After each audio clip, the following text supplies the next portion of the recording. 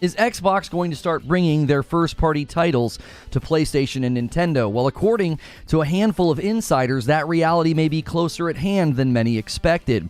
In the wake of the CFO's comments at a Wells Fargo summit, I said that it seemed clear Xbox was changing strategy and to take on more of the role of a publisher than a platform. And many disagreed, saying that the CFO was only speaking about Activision Blizzard games or Call of Duty. Well, just 1 week into 2024 and the floodgates seem to be opening, as insiders and leakers are all claiming that a number of Xbox exclusives are headed to PlayStation and Nintendo Switch. So what does this mean for the future of Xbox as a platform or a console? Fans are weighing in, and many do not seem happy at the prospect of this happening. Now, I put all of the good information right here at the beginning of the video in the form of a monologue, and then I discuss it with the live audience. That's why the video is longer. If you like this kind of content, be sure to hit subscribe and the bell button so you don't miss out on my live shows.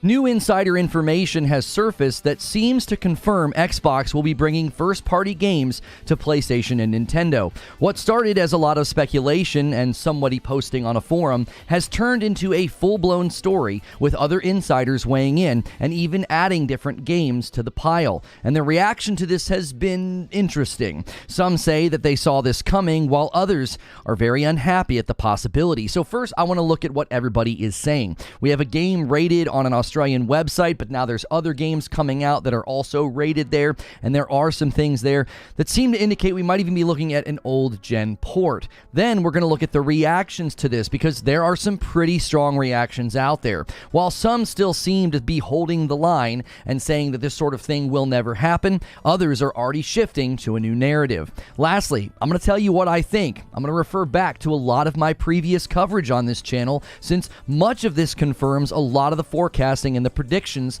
that I made in 2023. I am more shocked that people are shocked that this is happening, especially after the CFO remarks at the end of November in 2023. So first, what do we know? So this all started over the weekend because there were comments made on a podcast, and according to Windows Central, quote, "A few days ago, Nate the Hate suggested on his podcast that an acclaimed Game of the Year worthy game or Xbox exclusive will become imminently available on a competing console platform. Nate has a good track record for accuracy in the past, which created a groundswell of speculation over what the game could possibly be." Now, this is Windows Central. This is Jez Corden writing this, and he's talking about it, right? The speculation ramped up as Hi-Fi Rush was thrown around. Even Starfield was mentioned. Then a forum user who is also reliable confirmed that the title was Hi-Fi Rush, and this is from Windows Central. It says, forum user Loli Lolilo also backed up the claims recently, and an update on Windows Central indicates that the Switch version was dropped, but the PS5 version is coming, and this update was posted on January the 8th, 2024. The same user has now clarified that they believe Hi-Fi Rush may be coming to PlayStation and not Nintendo Switch, as was previously rumored. And even Jez Corden at Windows Central indicated he has heard from sources that this is being considered at some level. And this is what he had to say. Quote, "I will say that it has been suggested to me from very trusted, proven sources that Microsoft has been exploring bringing some of its back catalog to other platforms, although some of the details remain vague and unconfirmed." Now, Jez goes on to point out that when Ori and the Blind Forest came to Nintendo Switch, Phil Spencer expressed that he didn't love that idea. Phil Spencer said, "For every one of our games, there becomes a rumor of whether or not at the end it'll end up on the Switch or not.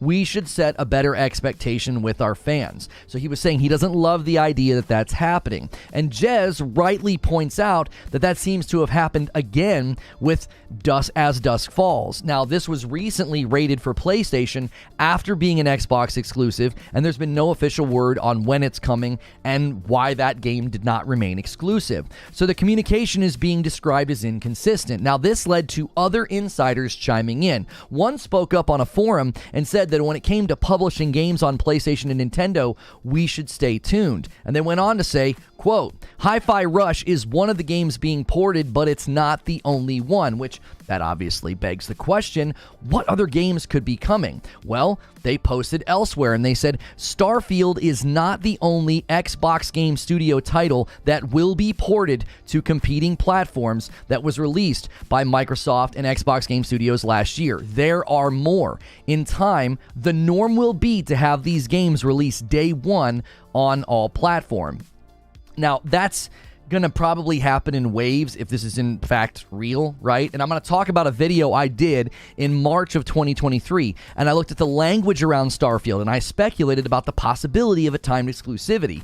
Got a lot of hate for that video. Now, the final post from this insider, I want to talk about what Jeff Grubb said, as well as Stephen Totilo, because he corroborates what Jeff Grubb has said. This same forum poster had one last zinger. When Halo Infinite on PS5 was posited, or even kind of thrown out there, they said the following: "This isn't as far-fetched as some assume it to be. It was discussed. I personally do not see it happening for this one," referring to Halo Infinite, "but having it happen for the next Halo entry instead.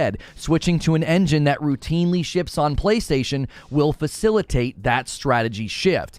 You can sense this person's got context, they've got info, they know what's going on, and they're saying, this is not as far-fetched as you think. They did discuss this with Halo, which sounds crazy, right? Halo being multi-plat, I think, would be an even bigger bombshell than like if Starfield ends up on PlayStation, because we knew Starfield was being developed for PlayStation. So it wouldn't be as shocking. It would be shocking to some people, but Halo going multi-plat would be almost otherworldly. Now, what did Jeff Grubb have to say?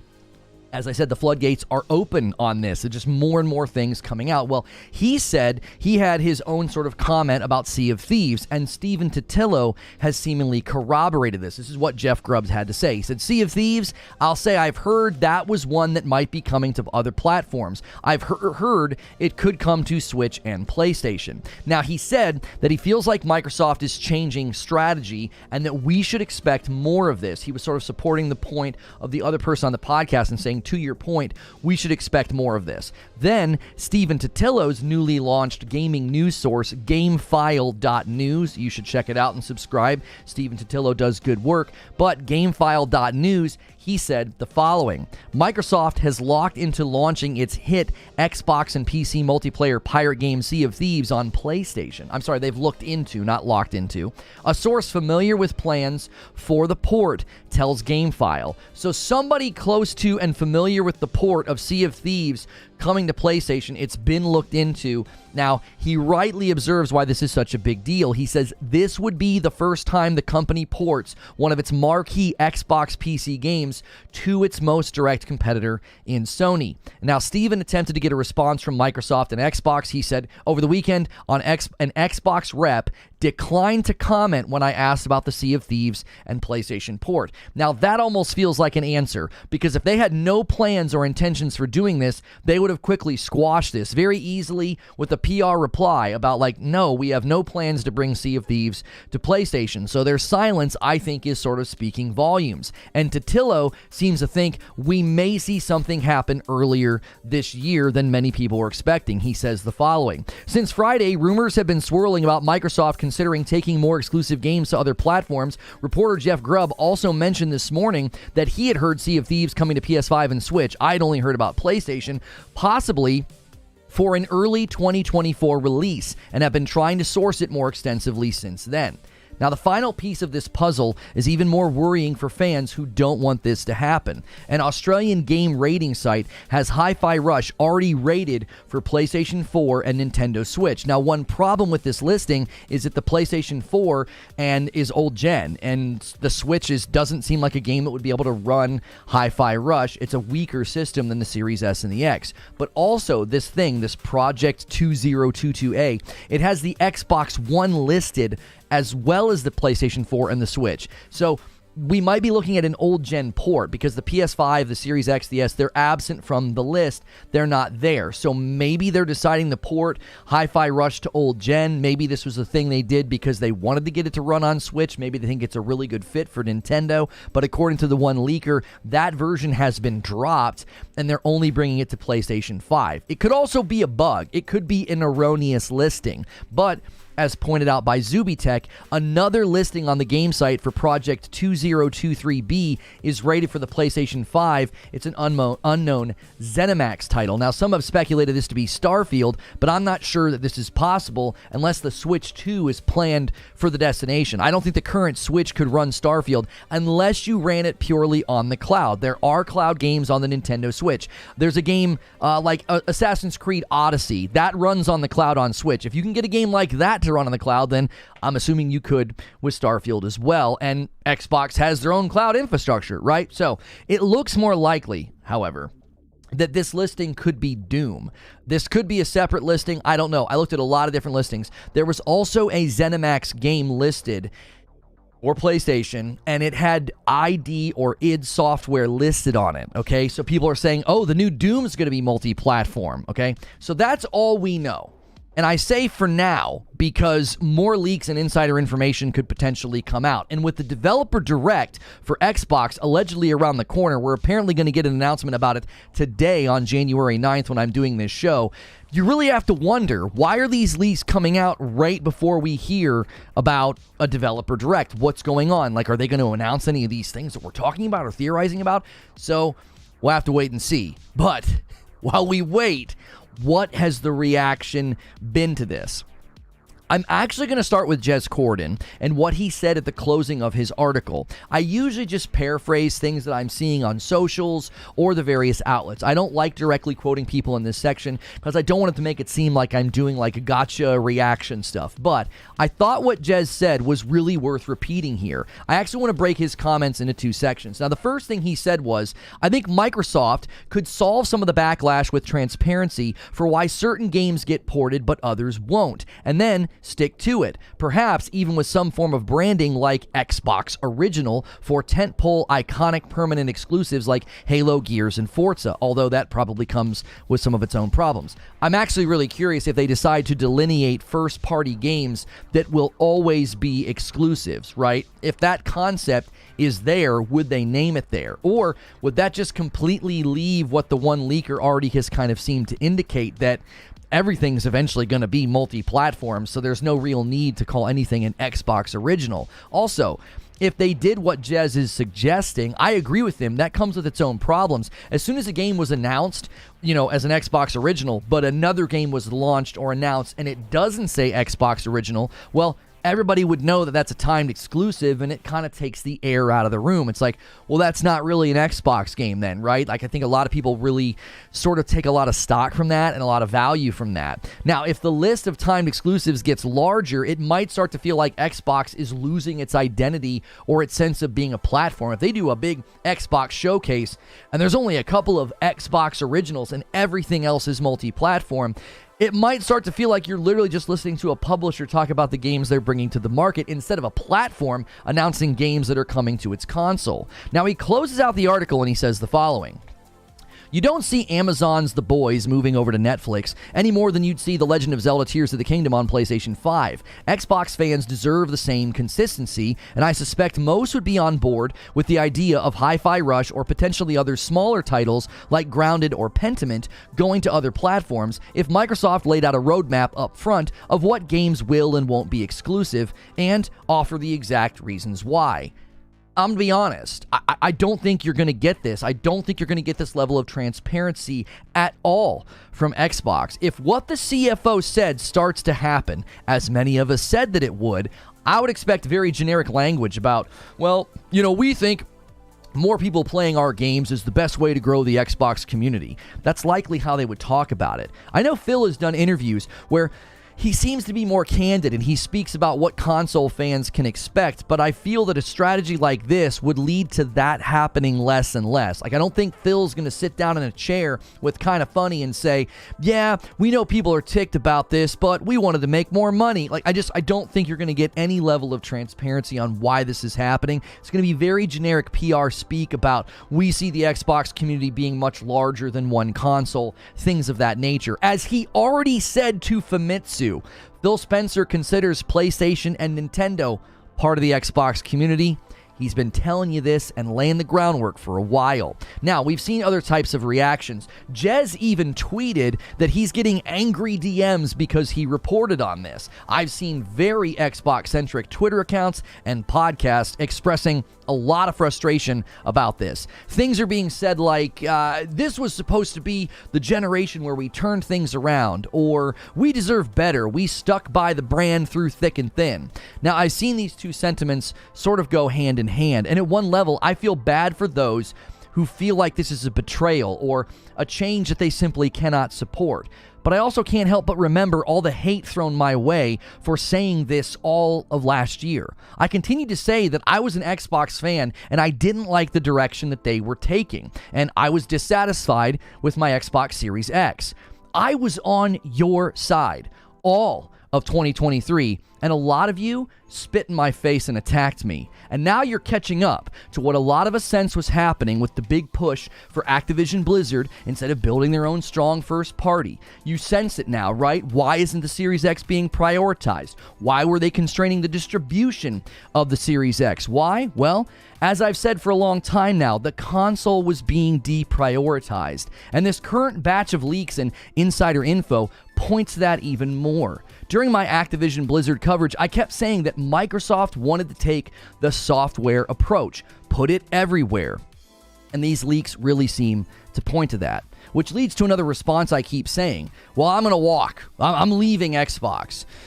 This harkens back to conversations I've had about buying power, and the Game Pass culture has surrendered its buying power. I remember doing a podcast with 30 and Still Gaming and Doc Dark. Shout out to both those fine gentlemen. And 30 and Still Gaming asked Doc Dark about Starfield launching at 30 FPS, because at the time we didn't know if it was going to launch at 30 FPS.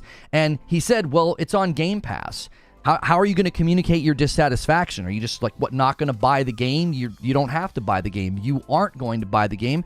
You're going to play it on Game Pass. In a buy-to-play market, buying or not buying games is a great way to exercise your power over the market. But in a submodel, what do? Shrug off a bad game like Redfall, and you move on to the next. Even Hi-Fi Rush got arguably terrible engagement on the Xbox platform. Even though it was a massive hit, it went viral. It has a great score on Steam. Matt Piscatella tweeted the following about Hi-Fi Rush. He says, according to Circana's player engagement tracker in December of 2023, 17.5% of all U.S. active players on Xbox Series consoles played Grand Theft Auto 5 at least once, ranking third overall behind only Fortnite and Call of Duty HQ. Hi-Fi Rush ranked 207th with fewer than 1%. This communicates volumes, okay? A great game, one that got nominated for awards, and the Xbox loyal barely touched it. Now, well, sell it on other platforms, especially when the game performs so well from a marketing and a viral perspective. Now, some see this is like the opposite side of the coin. They're saying this is great. This is going to be wonderful. There are people who think exclusives are bad or that all games should be everywhere. They think this is a great change. I think that's ideological. I also think it's naive about the business world and how exclusive products drive business as well as profit, as well as investments, as well as future products. I think a lot of it's just naive. So I don't think the eradication of exclusives or platform exclusives makes any sense. But at one level, I agree, right? But on another level, I see why folks don't like this. It feels like we may be losing one of the console players and just sort of getting a big publisher instead. And that leads to one of the last responses that we're seeing. Some are saying, bye-bye Xbox, or, hey, we tried to tell you. Many of us who were opposed to the Activision Blizzard deal warned that this type of thing would happen. We warned you that Lulu Cheng was not your friend and that she would walk as soon as the deal closed. And she did. We warned you that Xbox would shift into a publisher role and that the console would take a back seat. And that seems to be happening right before our very eyes, which I think is a good time to transition into what I think. I cannot help but point to a bunch of different videos and coverage from 2023. First, my video about Starfield being a timed exclusive. To me, the language of launches exclusively, it always felt strange, and my research pointed to only timed exclusive games using that phrase. Well, that video was uploaded on March 16th of 2023, and it garnered a lot of hate. A lot of people telling me to just buy an Xbox, not realizing that I had pre-ordered the game, I had an Xbox Series X, I actually own Starfield in 2 different places. Now, I'm not saying that Starfield is coming to PlayStation 5, but one insider is claiming that it's coming, and I've always maintained that however unlikely it seemed, it looked like Xbox left the door open for that to happen down the road. The case-by-case basis language from Phil Spencer, well, it's starting to look a lot different now. But I also can't help but think about my coverage and live streams about the Xbox Activision deal. My dissatisfaction and disappointment with Xbox this generation was constantly attacked. I was labeled as a pony for the first time in my career as somebody who has always been more heavily invested in Xbox. Well, now maybe some of you can understand why it felt that way, why I felt the way that I did, and why my opinions and positions landed where they did. Lastly, when I covered the CFO's remarks and said that it looked like Xbox was becoming more of a publisher than a platform, that was met with the same nonsense, as well as the horrible interpretation that, well, he's only talking about Activision games that are already on PlayStation, or it was just about Call of Duty. I hope some of you are starting to see that a lot of the coverage and a lot of the reporting was driven by a narrative and a brand commitment, and it misled a lot of you to bad conclusions or misinformed opinions. But what do I think about on this? Well, on one hand, if this is a continued step, I think, in the evolution of the brand that I sense was coming, there's not much we can do to stop it. It's not like if a bunch of you would have been against the Xbox Activision deal, or maybe you would have behaved differently as consumers. I don't think there was any stopping this. I think this was sort of set in stone. This trajectory was set with the failings of the previous generation. Xbox had to completely reevaluate their approach. But this does seem to be happening a lot faster than I expected. So I can't really celebrate this completely, even though it feels pretty inevitable. And here's why I think this could be both good and bad. On the one hand, this could be good because more money means more investment in bigger or newer projects. Because if they're selling the games in more places, then understandably they should make more money. Seeing teams like Tango Gameworks rewarded with more funding or even the green light to a Hi-Fi Rush sequel, well, that's good for the industry. We want more games like that, taking risks, doing something new, doing something fresh. And developing games for a buy-to-play market, well, it should ensure that they're quality games. I say should, right? When you own as much property as Microsoft now does, it would make sense to stress quality over cadence, because now sales and return of investment, well, that matters more than just releasing games on Game Pass. So for those who are upset by this, I get it. But the console war has been over for a while. You just were in denial about it. So protecting first-party games and keeping them only on Xbox, well, that's likely only hurting those games. When you're Nintendo or your PlayStation and your first-party games sell very well, it creates a reinvestment cycle. Everybody got really upset and mocked Jim Ryan for his virtuous cycle commentary, but you can see how much it works. When you are the smaller player and your games hit a subservice, games like Hi-Fi Rush then struggle to get good engagement, well, the writing's on the wall. The games need to land elsewhere. And the silver lining here is that it could help the games and the devs survive and thrive instead of wither and die. But on the other hand, this could be bad. Disney's approach to Star Wars games hurt Jedi Survivor by launching it before it was ready.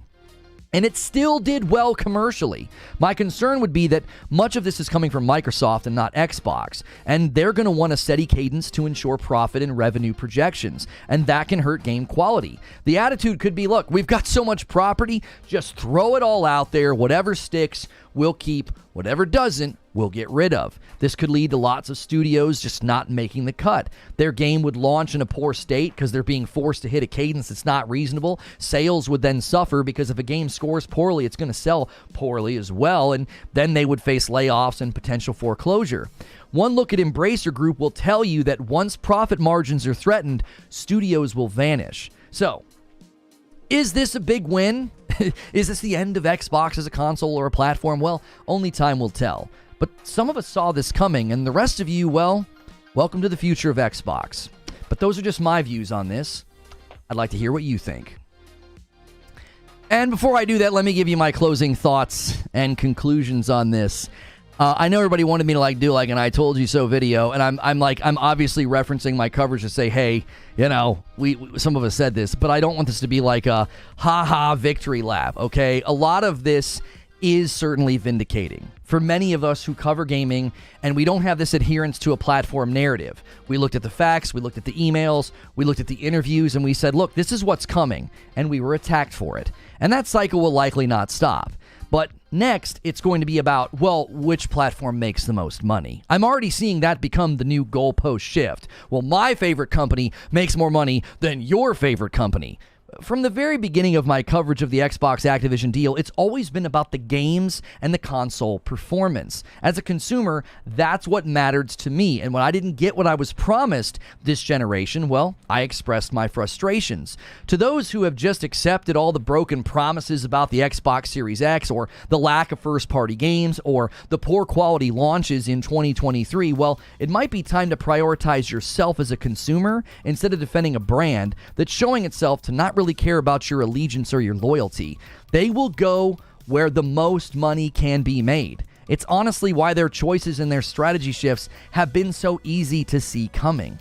The second thing I want to say is, one of the concerns I'm seeing echoed is, well, what will happen if PlayStation has no real competition? Well, my answer would be, what happened during the PS4 era? What's happening during this era? Because in my opinion, they haven't really had any real competition, and they still pushed new IP, big sequel launches at quality, new technology like VR or a portable, and more investment into games and avenues for games. They're upping the investment into the industry and into their brand. This idea that a market leader is going to take their foot off the gas simply because their lead widens is just... I want to be insulting. It's just contrary to everything that we know about business. I don't know why people think a market leader is going to slow down or get lazy because their lead gets bigger. PlayStation isn't going to squander their lead. They're going to capitalize on it. More revenue and profit will likely lead to more reinvestment cycles, which means more games and more tech innovation and more for us, not less. My conclusion is this. A lot of consumer concern over the Xbox Activision deal, well, it starts to fade if they're functioning more as a publisher than a platform. Now, there's lingering concerns about how many studios survive and the quality of game launches that still remain. I think that's still there, but the evolution of Xbox continues. And I feel like I've said this every time we've covered this subject. It's happening far faster than I expected. So for now, we wait, we debate, we discuss, because those are just my thoughts. Now it's time to hear your thoughts. Good morning, good evening, good afternoon, and I appreciate you guys being here so much, and it looks like the official Xbox Developer Direct just got announced. Hang on, I just made myself glow. I did not mean to do that. I opened it in this browser window. There we go. I opened it on my teleprompter. I had the glow of the Lord. The Developer Direct is going to be here on January the 18th at 12 p.m. Pacific. That's 3 p.m. Eastern. I'll show you guys the blog right now. This just happened. So let me give you guys the scoop on this. Let me switch my capture card. There it is. This is the official Xbox blog announcing the Developer Direct. They've got Obsidian up there, and they've got Oxide up there. They've got Ninja Theory up there, and Machine Games. So we are going to get to see or hear about Indiana Jones. Let's read here what exactly is going on. Let me give you guys a little bit of a bigger scene. Hang on. This is a better scene. Let me do this for you guys for the reading portion of this. All right, let's go to this scene. You are about to get an exciting look at some of the incredible games ahead with Xbox as we present the new edition of Developer Direct. On Thursday, January the 18th at 3 p.m. Eastern, that's what matters to me, fans will get an inside look at a selection of highly anticipated games coming to the Xbox Series X, S, PC, Game Pass. Shortly after, ZeniMax Online Studios will host their Elder Scrolls Online 2024 global reveal. So, ZeniMax Online can do something after.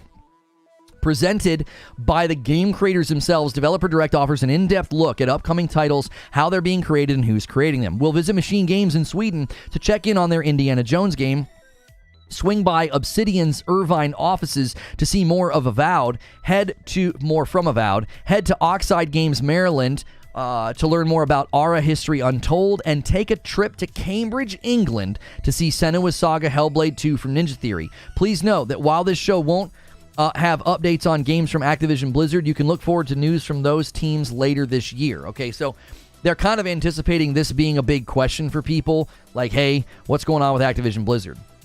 This show will be a celebration of just a selection of our slate of upcoming games from Xbox. It's also another part of our commitment to consistently bring Xbox players can't-miss experiences. 2024 kicked off with a bang for Game Pass members, and you can expect that lineup to include more incredible games from Xbox and our partners as the year goes on. Fans should tune in on the channels to see the latest on Indiana Jones game. Machine Games, the award-winning studio behind the recent Wolfenstein series, will reveal their upcoming Indiana Jones game, an action-adventure that puts players in the leather jacket of the legendary archaeologist. Developer Direct will showcase more than 10 minutes of game and developer insights. Okay, that's not necessarily gameplay, including details about the game's setting and story, how fans will actually play as Indy, additional details from the next globe-trotting adventure, and the premiere of the first gameplay trailer. Okay, so we are going to get some gameplay. Okay, dope. All right, Avowed, the team at Obsidian, will share the first deep dive into the gameplay experience fans can expect in Avowed, their upcoming fantasy action RPG set in the fantastical, vibrant living lands. Learn more about how Obsidian's expertise in building worlds with deep themes, dynamic gameplay, and thoughtful reactivity come to life in Avowed, where players will have agency to make choices to shape every step of their adventure.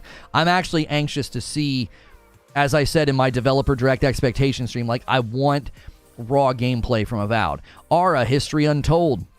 From the leads at Oxide Games, a studio founded by veterans of the strategy genre and the creators behind the classic strategy titles, including Civ 5, as they unveil exclusive new gameplay and share more details about the inspiration, key features, and road ahead for their upcoming historical grand strategy game. And here's my girl!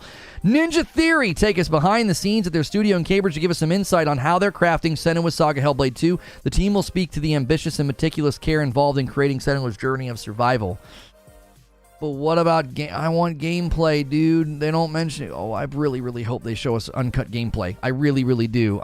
That's the most important game for me next year. So there it is. The Developer Direct is coming now. No mention of some of the smaller titles. One of the smaller titles might be there as a surprise shadow drop. There's rumors about Kiln, the game from Double Fine. There's also the possibility of it being like 33 Immortals. Towerborn basically made it sound like their game is coming later this year, so I don't think Towerborn will be there. That was the one that I thought they were going to shadow drop. So let me check fan funding here. You guys have already kicked off the day pretty strong here. Navi or Nave with 12 months of membership says it's been a minute. Geek to Sneak with 17 months says good morning everyone. And Shiny Red Flag, Han shot first and so did you with the first gifted member of the day. Thank you very, very much. And then a 5-bomb from Bengals Fan, as well as Bengals doing VIP Plus. Bengals Fan, we need all VIP Pluses and Golds to downgrade to VIP, all right? I'm begging you. I'm asking you to downgrade. We're actually gonna get rid of those higher tiers. I just need people at the normal VIP. So yes, I'm telling you to give me less money. But thank you for the 5 gifted members, and 1 from Joker Quinn and 1 from DK Bager. That is 8 total members on the day already. Thank you guys so much. We've been absolutely crushing that goal. If we hit 2,500 members before Friday, we'll do an extra community game night. And if you can hit 2,750, I'll let you beat the tar out of me in a fighting game because I hate fighting games. So thank you guys so much. I appreciate you very, very much. I disagree with some of you here, but hopefully you know it's nothing personal, just difference of opinion. We welcome difference of opinion here. We welcome people to come in and say they see things differently or they don't agree, as long as you're not nasty, as long as you're not name-calling. Now, I'm curious, where do you guys land on this? Where do you guys land on this with the, because the main subject today, we already talked Developer Direct. We're going to co-host the Developer Direct when it happens on the 18th, which is a Thursday. Okay, next week on Thursday. Patrick gifts a member and takes us up to 9. He's like, come on, boys, let's get that community game night. Thank you very much. But I really want to talk about the main subject, right? We already did a Developer Direct stream. I made my predictions, and we know what we're going to get to see. So there's less to say there until we can actually watch the event and kind of react to the gameplay and the footage and everything. So what do you guys think about the current news that Xbox is looking to bring titles to the competitors? I mean, we're hearing people say Starfield. We're hearing people say they're considering Halo.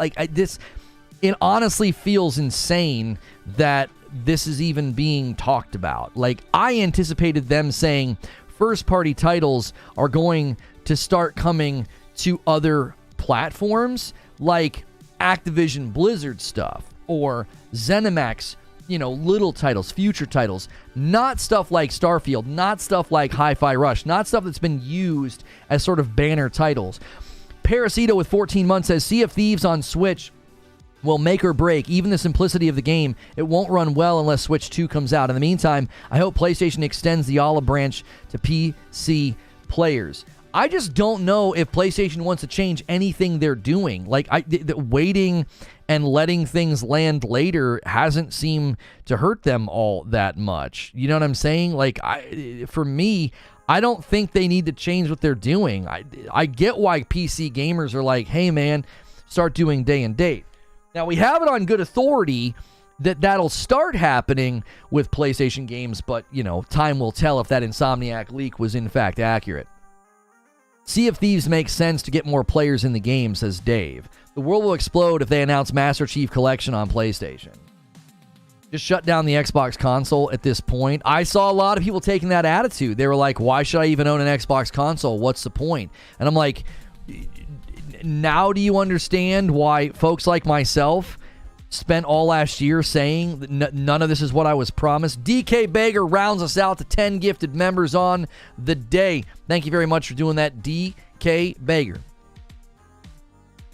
You know what I'm saying? It's like, I get people being upset. It's like, a lot of us have already gone through the process that you're going through right now, right? You guys are going through all the stages of grief.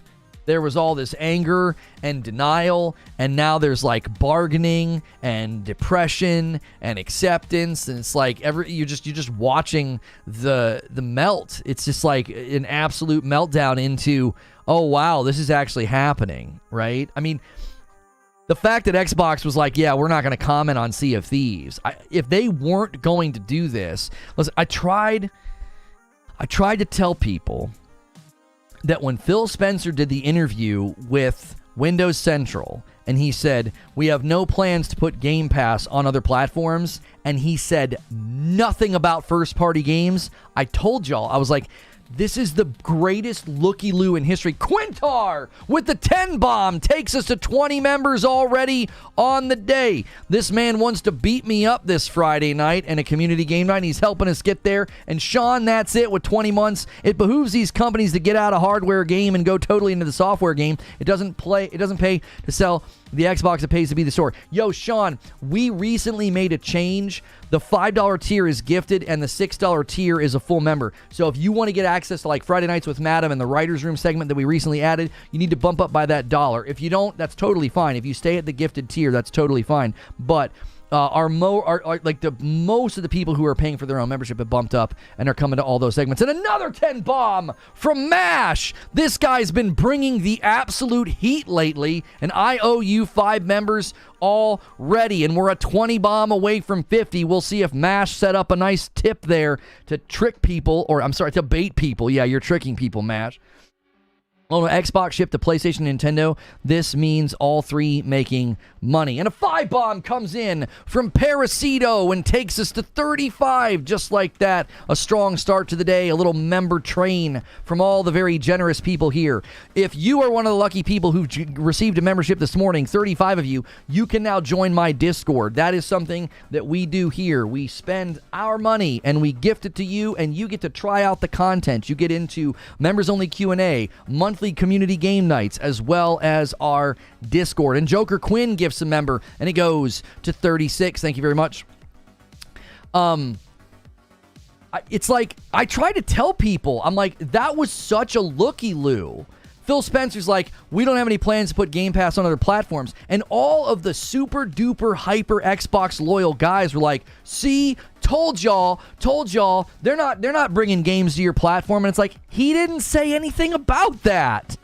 He completely avoided the topic, which spoke volumes. Because if Phil Spencer wanted to come out and put that to bed and be like, we are not bringing our first party games to PlayStation and Nintendo, he would have said that, and he didn't. What's good, Feed? I see you in the chat. Hex with a VIP in 25 months. I think this move is the best path forward. Having games on as many platforms is a win for gamers as a while, in my opinion.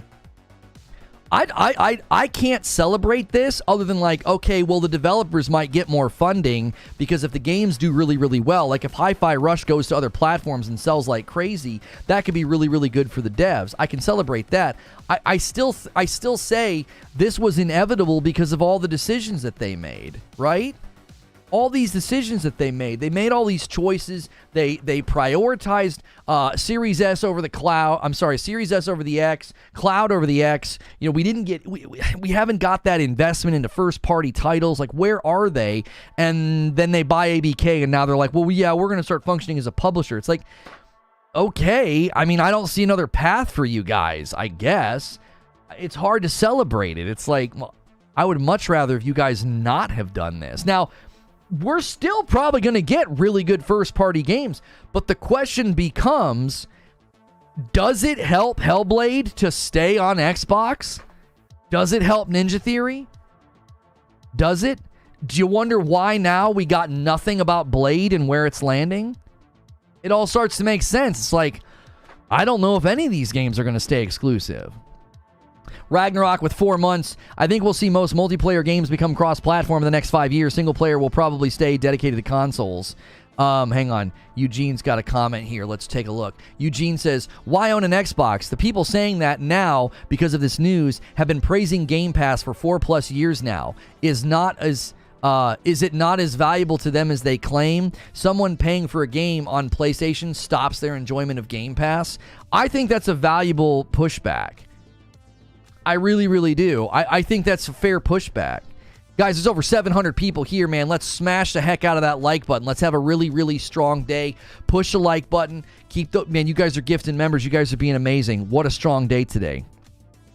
Blade will probably be multi-plat. Well, we were trying to tell people, it was like, in the history of announcements, why would you not strut a console exclusive that's a Marvel game like Moment 1? Moment 1, you're like, it's an exclusive to Xbox. Well, the reason they didn't do that is because it's not going to be an exclusive. Port begging? I don't think anybody's port begging. I think all of us said this was going to happen. Right? You said, "Oh, okay, let's look at your commentary here. Let's see the level of intelligence we're dealing with." It says, "Ponies showing their true colors. I bet Avowed no longer looks mid." I mean, and before that you said Sony and Xbox consoles are trash. Okay, so what, you're on your PC Master Race. Okay, so we know where your membership card is. So we know all the things that you're going to say. Okay. Well, we already know what you're going to say because it's always the same stuff. So you don't have to talk anymore. Keep grifting port beggars. Yeah, see, there it is. There's another one. There it is. I don't think people like you even know what the word grifting means. So now that we know all of the token things you're going to say, you don't have to talk anymore because it's always the same canned responses. No original thoughts. Like, you know, the next thing, I don't know, you'll probably call me a boomer or something. Didn't take long. Can't see how Hellblade 2 will be any major game. 7 out of 10 game I see here. I think Hellblade 2 looks amazing. I think Hellblade 2 looks amazing. I think Avowed looks a little bit rough. I do. I think Avowed looks a little bit rough, but I think Hellblade 2 looks amazing. I'm really excited about it. Now, I'm a little concerned that the Xbox Direct, they're not saying anything about gameplay for Hellblade. They're like, oh, we're going to go talk to them. Okay, like, I guess that's cool, but if the game's coming this year, you don't have a... You don't have like a lengthy piece of gameplay to show us? Like, I don't know. I said that in my stream the other day about the developer direct and my predictions and expectations. I said, I want raw, uncut gameplay of Avowed, and I want raw, uncut gameplay of Hellblade 2, because if your game is coming this year, that should be an easy thing to show. If your game is right around the corner, it shouldn't be difficult to let us take a peek at it. Like, we saw 2.5 minutes of Helldivers 2, and that's coming out in a month, right? We've seen tons of gameplay of Prince of Persia. We've seen tons of gameplay of Kill the Justice League. Why? Well, the games are right around the corner. So, you know, Xbox Live Service games coming to PlayStation is a Trojan horse. How do you figure? How is that a Trojan horse? Like, in what way? Someone said Insomniac even mentioned how good Hellblade 2 looked. Yeah, Hellblade 2 looks phenomenal. What looks rough about Avowed? Some of the animations are weird. There's like, he hits the guy with his axe. There's like missing frames. I think the way the hands come up and the way some of the attacks happen. I don't know, dude. I'm keeping an open mind, right? I'm keeping an open mind, but it just doesn't look all that great. Now, again, graphics aren't everything, but when animations look kind of janky, I get concerned. I've said the exact same thing about Rise of the Ronin. I think Rise of the Ronin looks rough. Why? The animations. There's something awkward, like the way the horse runs and the way that some of their sprinting. It just looks kind of weird. It's like it looks wonky. I'm being consistent. I've seen gameplay from Rise of the Ronin. Looks a little rough. Kind of looks kind of bad. I'm looking at Avowed, and I'm saying the same thing. Like, when you're not beholden to a platform and some pre-baked everything's awesome narrative, then you can look at a trailer and say, oh, I don't know, that looks kind of rough. Like, you know, you're just a pony. Would a pony do that? Like, I got a lot of heat from Sony's, Sony crowd when I said that Rise of the Ronin looked kind of bad. I was like, I don't think it looks very good. I got a lot of hate, not hate. I got a lot of guff for that. They were like, it looks amazing. What are you talking about? I went through the same thing with Hellblade 2. I was like, Hellblade 2 looks great, and I got a lot of pushback. When you're not beholden to a platform, you look at each game as it exists. You're not like, well, who makes this game? It's like, Hellblade 2 looks good. Avowed looks kind of rough. Rise of the Ronin looks kind of rough. Helldivers 2 looks kind of fun. Like, it's just a matter of each game and what they offer. You don't have to be like, well, who made this game? I don't want to get caught praising the wrong team or something. If Xbox put their live service games while Sony live service games are weak, they can control that market. What live service games do you think Xbox has that would do that? You think Sea of Thieves is going to tip the scales? I don't understand now PlayStation has already had a massive dominance within the Call of Duty space. So sure, that's a live service game that you could attribute to Xbox, but that's not a change in the ecosystem. Call of Duty has been insanely successful on PlayStation's platform for years. So that's not changing. It's already been there. It's already had that effect. It's one of the reasons why I don't think PlayStation has ever invested in a Call of Duty competitor, because they know it's a fool's errand. It's like, why would we invest money in a game that we're going to try and sell it to people who are already happy and spending tons of money, right? So, Lono hasn't played a Team Ninja game before. I played Wolong, but I don't think that means that you justify, jerky animations and low-res textures. Like, I understand art style, but come on. It just doesn't look very good. Anyways, what I was saying is this. I don't see any Xbox Live Service games coming over and being like, oh my gosh, Xbox Live Service games are so good, that's a Trojan horse, because now PlayStation's Live Service games look weak and look mid. What games are you talking about? A super old game called Sea of Thieves? After that, what? Diablo 4's climbing back up on the horse, but again, that's already been on PlayStation. That's not like some new presence that's going to hurt PlayStation Live Service games. Starfield will never be on PlayStation, just saying. I mean, the one insider said it's coming, and it's not the only one. So, I mean, we'll see. We'll see. Also, all the language around Starfield says launches exclusively. Launches exclusively. So when I looked up that phrase, launches exclusively, the only games I could find using that phrase were timed exclusives like Ghostwire Tokyo. Like, I couldn't find other companies using that phrase because that's not how they say it. It's played exclusively, or Xbox exclusive, or PlayStation exclusive, or things like that. Like, I don't know. We'll see. We'll see. I've always said that it seems incredibly unlikely, but I've also said they've left the door open, right? They've left the door open. If they want to do it, they can. Because we know that they were building a version for PlayStation anyway. We know this from the emails and from the documents. So, and I know people will say, well, you're port begging or just buy an Xbox. I own Starfield on Steam, and I own Starfield on my Series X. Like, there isn't a world where I'm like, please, oh please, bring Starfield to PlayStation. I'm merely making observations about the industry, what has been said, and what has been leaked. Like, everything doesn't have to be couched in this weird, pre-baked, no original thought. Pull out your card. What's your card say? You're a port-begging pony. Like, have an original thought. Like, I'm genuinely thinking they left the door open. And now we got insiders saying, yeah, there's games coming to PlayStation. Same insider said that it's going to be standard. You know, it's going to be standard. They're going to be just putting all the games day and date on the other platforms, and it's like, wow, that's a huge shift. Nobody's port begging. Lono has all platforms. I think people project port begging. I think a lot of the times I hear port begging from the PC crowd because they port beg for PlayStation games and then pretend that they don't care about them, which is always funny. Like angry that they don't come, and then when they do come, like brag about how great they are. And it's like, I don't understand what you're doing. Just play games, right? But I think they project port begging onto others because that's the internal narrative they have.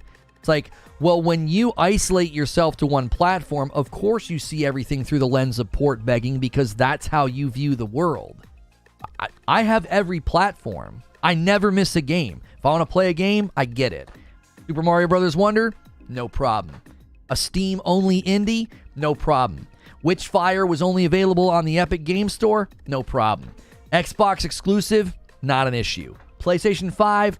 Got it. Like, if you have every platform, you don't have to think in the realm of port begging. You just want the games to be really good. Like, that's all that matters, which is why I've been irritated with Xbox. It's like, I want the games to be good, and you're making me go play on the PC. What did I buy the Series X for? Like, come on. Parasito says, enjoyment of Sea of Thieves has a large component in its visual style and cinematic quality, like the water. Putting it on the Switch is going to kneecap that or run at 30 FPS. Not fun. I will say this, Paris. I think the Nintendo audience would be more receptive to some graphical downgrades of that game. It's not that graphically demanding. You are correct. The water physics and the water itself may be a bit much, but we don't know how much of that's handled server side, right? When you log in and play Sea of Thieves, the wind and the water and the waves, how much of that's handled by the server, I don't know. Behemoth with 34 months and a VIP Plus. Thanks a lot for your content, Lono. You want good content, follow, subscribe, or join this amazing community. I appreciate that, Behemoth. And I missed something from Mr. Frugal with 25 months while drinking my Frickmas. How about that, U of M? Mr. Frugal, I hope you got that picture that I drew for you, and I hope it made you angry, you know? Because screw you. I'm just kidding. But by the way, Mr. Frugal and Ragnarok, you guys are commonly here. You are currently at the $5 tier. The $6 tier is now full membership. We switched the name of the $5 tier to gifted to communicate that that's only intended for gifted membership. So when you gift, that's what people get, and they get into the Discord, they get a monthly community game night, and then they get into a live Q&A session every day. But gifted gets into Friday nights with Madam and the writer's room. So, Behemoth's a hard username. It's a good username, isn't it? The only one's begging here is Phil, and you know it's true. I don't think Phil's begging for anything. Listen, don't buy into these narratives that like, oh yeah, Phil's begging and Xbox is in trouble. You understand that they just bought a mountain of content, and people are upset because the strategy is shifting into publishing, okay? Remember when Phil Spencer told Kinda Funny that Activision Blizzard wasn't the strategy, it was an accelerant to the strategy? This is the strategy. Their way of survival is not through console sales. It's not through hardware. It's not even through Game Pass, as he told the Brazilian regulators that they're staring down Game Pass never being more than about 15% of their annual revenue. So he's telling you in that Kinda Funny interview that we can't out console Sony. So what's the goal? We got to go out on our own. We got to do our own thing. Their route is publishing. Their route is taking their games and putting them everywhere, because that's coming from Microsoft. Scotty B with 20 months of membership. Shout out to the Wolverines. It's a glorious morning. Oh my gosh. You bunch of losers. Go watch a college football podcast. I'm kidding. Yo, We the People, welcome back as a member. So this idea like, oh, Phil Spencer is, you know, he's losing and he's begging. I think he saw the writing on the wall, and they made all these moves, and they wanted ABK because ABK would empower them to have a stronger standing in the market as a publisher. I think this has been the plan for a long, long time. I don't think that they're quote unquote losing or dead or whatever. Sea of Thieves is a 6-year-old game that can run on a GTX 650. A Switch port's honestly not going to be that hard. It's a low-spec last-gen game. Yeah, I think that's well stated, Paul. I don't think that Sea of Thieves is that graphically demanding. They cheated. Stop celebrating cheaters. Yeah, they are cheaters. I mean, they are from Michigan. What can you expect? You know what I'm saying? It's like the Steelers, the Pittsburgh Steelers. Like when half your team is ex-convicts, like, you know, of course you're gonna win. You guys are probably out there shanking people on the field, you know. Michigan's no different. Anyway, the problem is they don't have enough consoles to sell all that content, so they have to make that money back. Which is the other consoles. Listen, the dialogue last year, okay, and this is where I think people really feel like the rug has been pulled out from underneath of them, all right? This is where the rug has just been absolutely yanked out from underneath people. Yo, Swoozy with a VIP 4 months. Don't worry, Lono, I'm a Michigan State fan. I'm going to hear it for years now. Yeah. Anyways. The reason they feel like somebody just yanked the rug out from underneath their feet is because all last year, they were convinced that Xbox Activision deal was it. It was going to be their time. Listen to the way they're talking on their podcasts and their Twitter feeds. This was supposed to be our time. This was supposed to be our year. And Xbox is like, who are you? You know? It's like that scene in Lost when Benjamin Linus has been so loyal to Jacob this entire time. And he's like, what about me? And Jacob looks at him and says, what about you? It's never been about you. And that's what everybody feels betrayed by. It's like they cheered for this ABK deal. They flirted with Lulu Cheng. And they thought that this deal was it. It was going to turn the tide. And all this deal was a shift into, look, man, the world is so much bigger than our platform. So we're going to sell our games everywhere, okay? You think we bought all this platform to give it to you on Game Pass and that's it? That was the grand scheme? That was the grand strategy to spend $70 billion to put games into a sub-funnel of non-purchasing consumers? You thought that was the plan? Remember when we said that Game Pass wasn't sustainable? Remember when we said that it just didn't make any sense? There was no way they were going to get into the green by spending this much money to feed a submodel that fosters a culture of non-purchase. We said that all year long, and we were told, no, Game Pass is the future. Game Pass has more value. Xbox is going to be on top. Yeah, they're going to be on top of a big pile of money, because now they own all this property and they want to sell it. They don't want to give it to you on Game Pass and be like, we did it, boys. We did it. We spent $70 billion to give games to people who give us $10 a month. That was never the plan. And we tried to tell you, and a lot of us tried to say, there is literally no way that this is the plan going forward. There's not enough of you. There's not enough of you. So they feel like there's this rug pull of, we cheered for this. Where's Lulu Cheng? Where is she now? Huh? She walked as we all said she would walk. She got her bag and she bounced because she didn't care about you and she didn't care about gaming and she didn't care about Game Pass. No, she wanted that bonus check, dude. That's what she wanted and she got it. And she gone. She gone. No more flirting with Lulu Cheng on Twitter. No more calling her the queen that Xbox needs. She gone.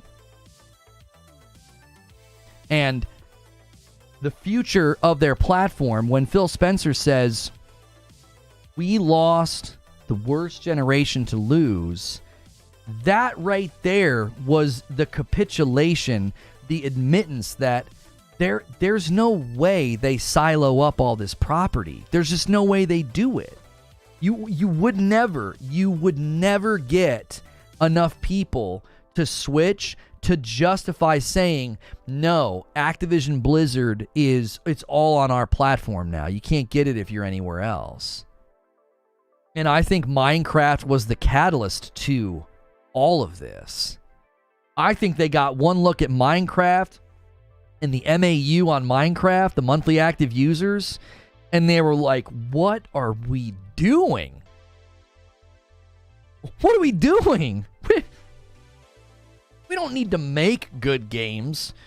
We just need to buy good games. And then we'll make money off of them. These people cheered and simped for a union-busting executive whose only reason for being hired was to stop Activision Blizzard employees from unionizing.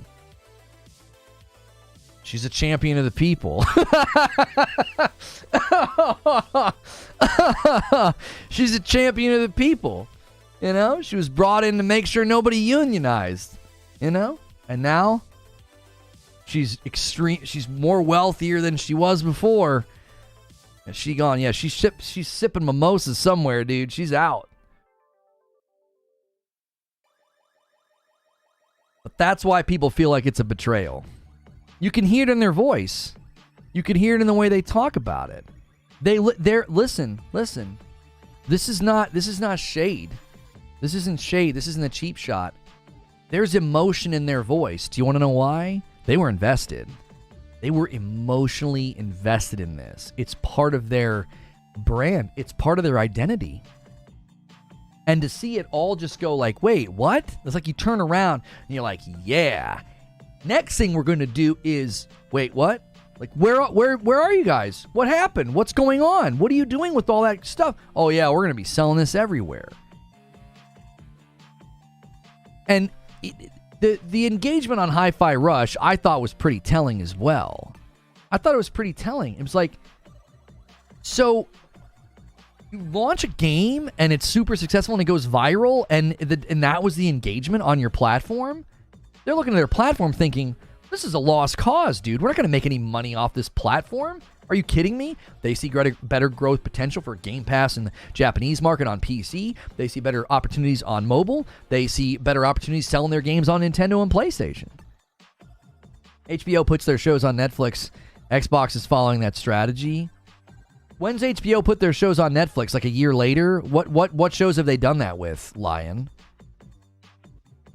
Ghost in the Garage Gaming says, Lulu Chang bought a house 4 houses down from my property in Florida, laughing at you guys. Hey, Ghost in the Garage Gaming, what you should do is invite her to a cookout.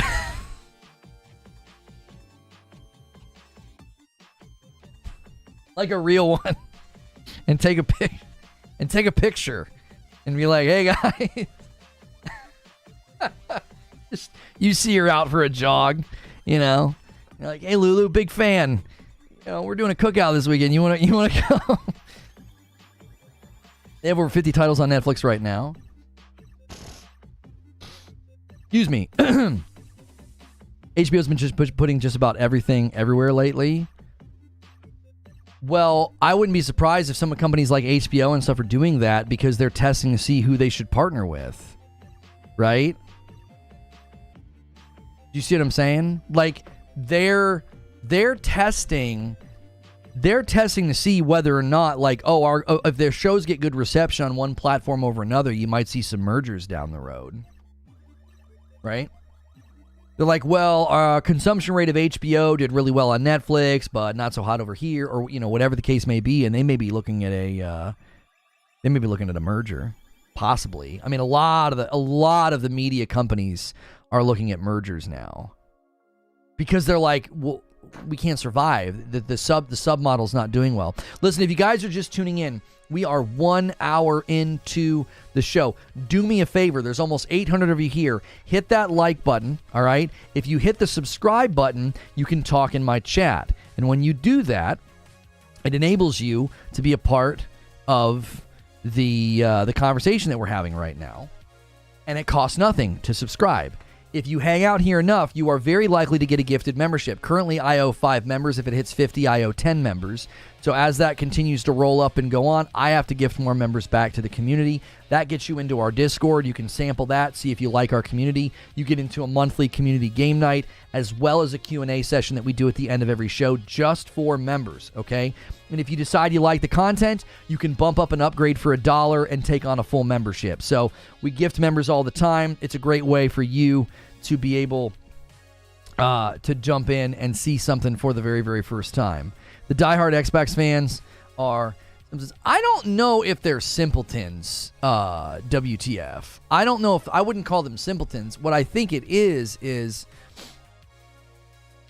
I genuinely believe this. I think a lot of them get tricked by really passionate people, right? Raven with the 5-bomb says, yo, let's get that extra community game night. If we hit 2,500 members this week, we will do an extra community game night this Friday. And if you get the stretch goal of 2,750, you can beat me up in a fighting game. I hate fighting games. We won't do that on a community game night unless you guys earn it, because I don't like them, right? So enjoy those gifted memberships.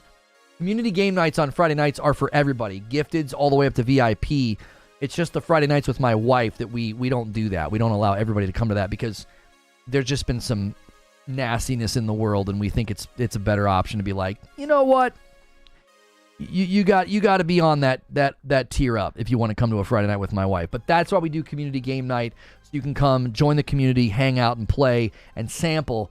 And if you like it, then you've got a better picture of whether or not you want to pay for the content. HBO has their own service, and a 10-bomb comes in from Cat all the way above 50, takes us to 51, rolls it over. That is the Agent of Chaos. And another one from Zinthos takes us to 52. Thank you so much. Thank you for that, Cat, and thank you, Zinthos, for bumping the line by one as well. Let's get the 20,000 hot tub stream. Yeah, we're not really focusing. We're not really focusing on that. Yeah, I don't know why people are tweeting like that. I don't know why. Xbox 2024 is incredible. Why is he putting Indiana Jones on there? Indiana Jones is not launching this year. They're just gonna show it at the Developer Direct. See, I was literally just about to talk about this.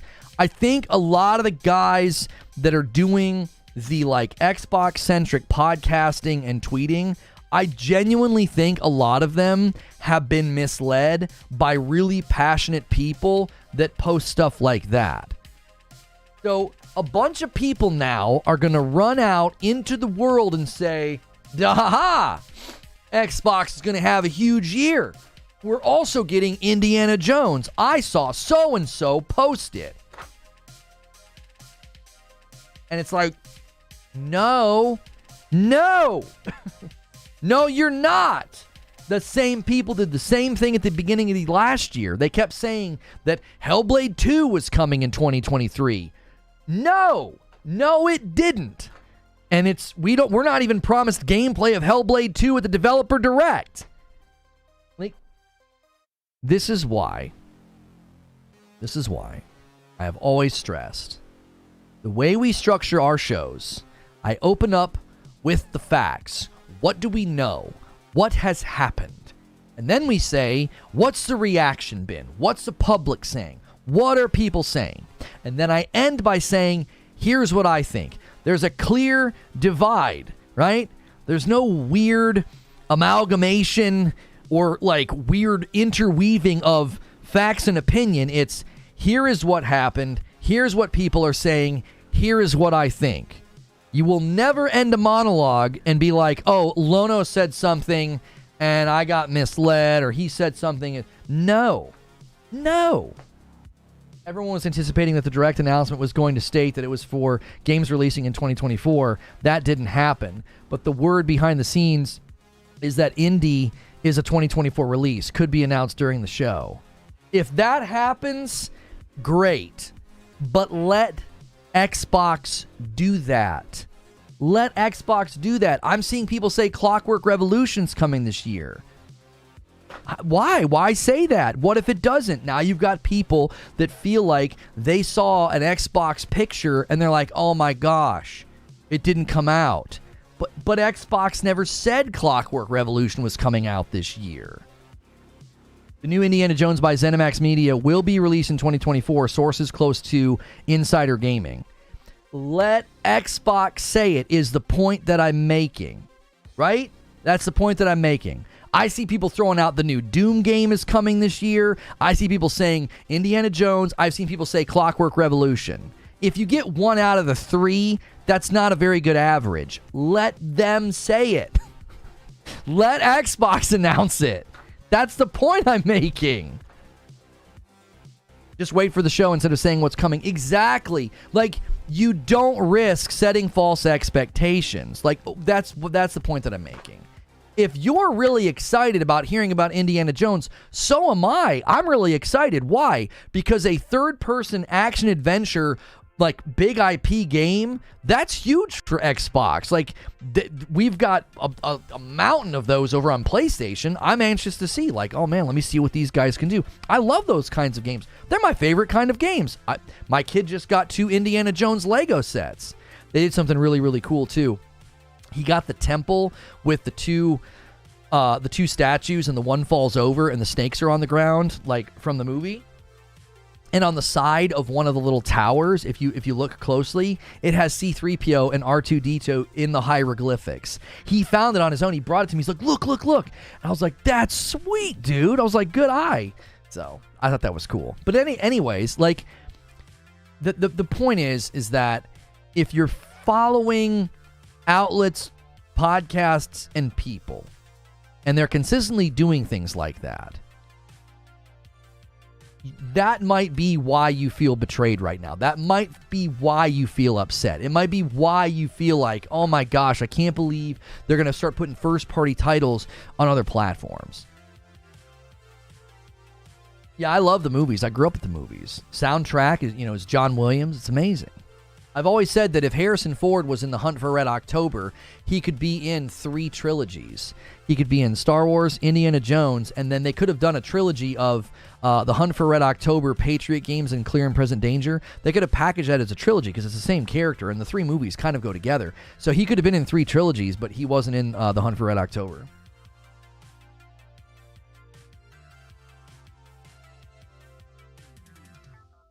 Indiana Jones is more than a movie. My standards are high. Well, I mean, we could look at Machine Games and what they've done, right? Do they have a history? What's their history of games here? Swedish developer, and let's see. Continue to the site. All right, let's about Machine Games, about the artists. Where's the? Hang on, let me just go to the wiki. I guess their website doesn't have anything. Listen, okay. They developed the New Order, the Old Blood, the New Colossus, Young Blood, Cyber Pilot, and now they're making Indiana Jones. I mean, those Wolfenstein games had varying degrees of positive and negative reception, so we'll see. Now, in 2021, just 3 years ago, they said Indiana Jones game was in the very, very early stages, according to Bethesda. This doesn't sound like a game that would be ready for 2024.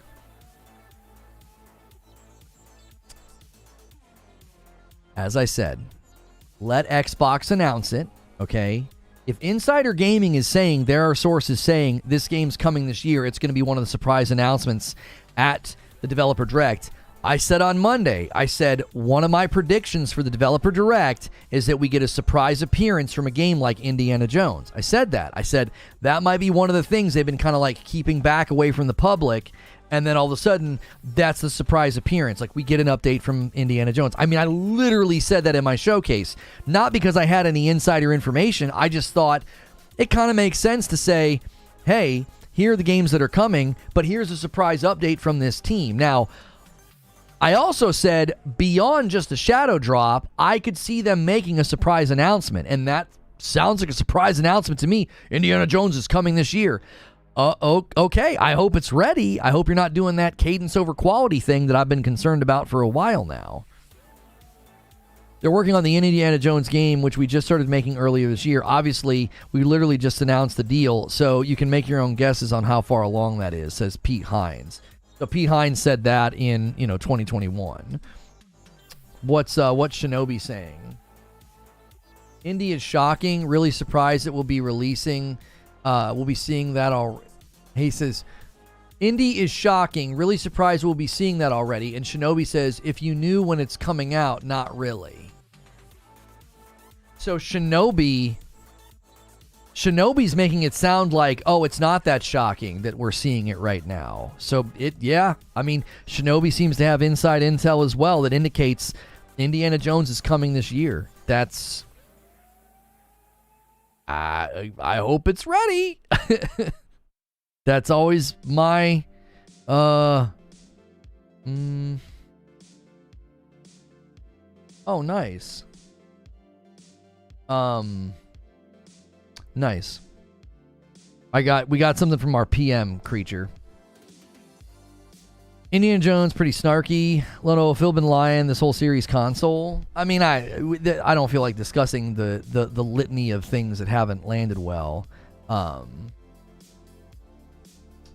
What's it say? Off topic, but the Spider-Man looks great in the back. Yeah, that was one of my Christmas gifts from my kiddos. That's a Lego. And then I got the Piranha Plant, and we've been working our way through all my backlog. So there's all the Star Wars busts. There's Yoda. You can't really tell. That's the Dagobah. That's the Yoda Dagobah. What do they call that? Diorama or whatever they call those? I forget what they call those. So. Cadence over quality. Is that a Bungie thing? No, it's a saying that I came up with.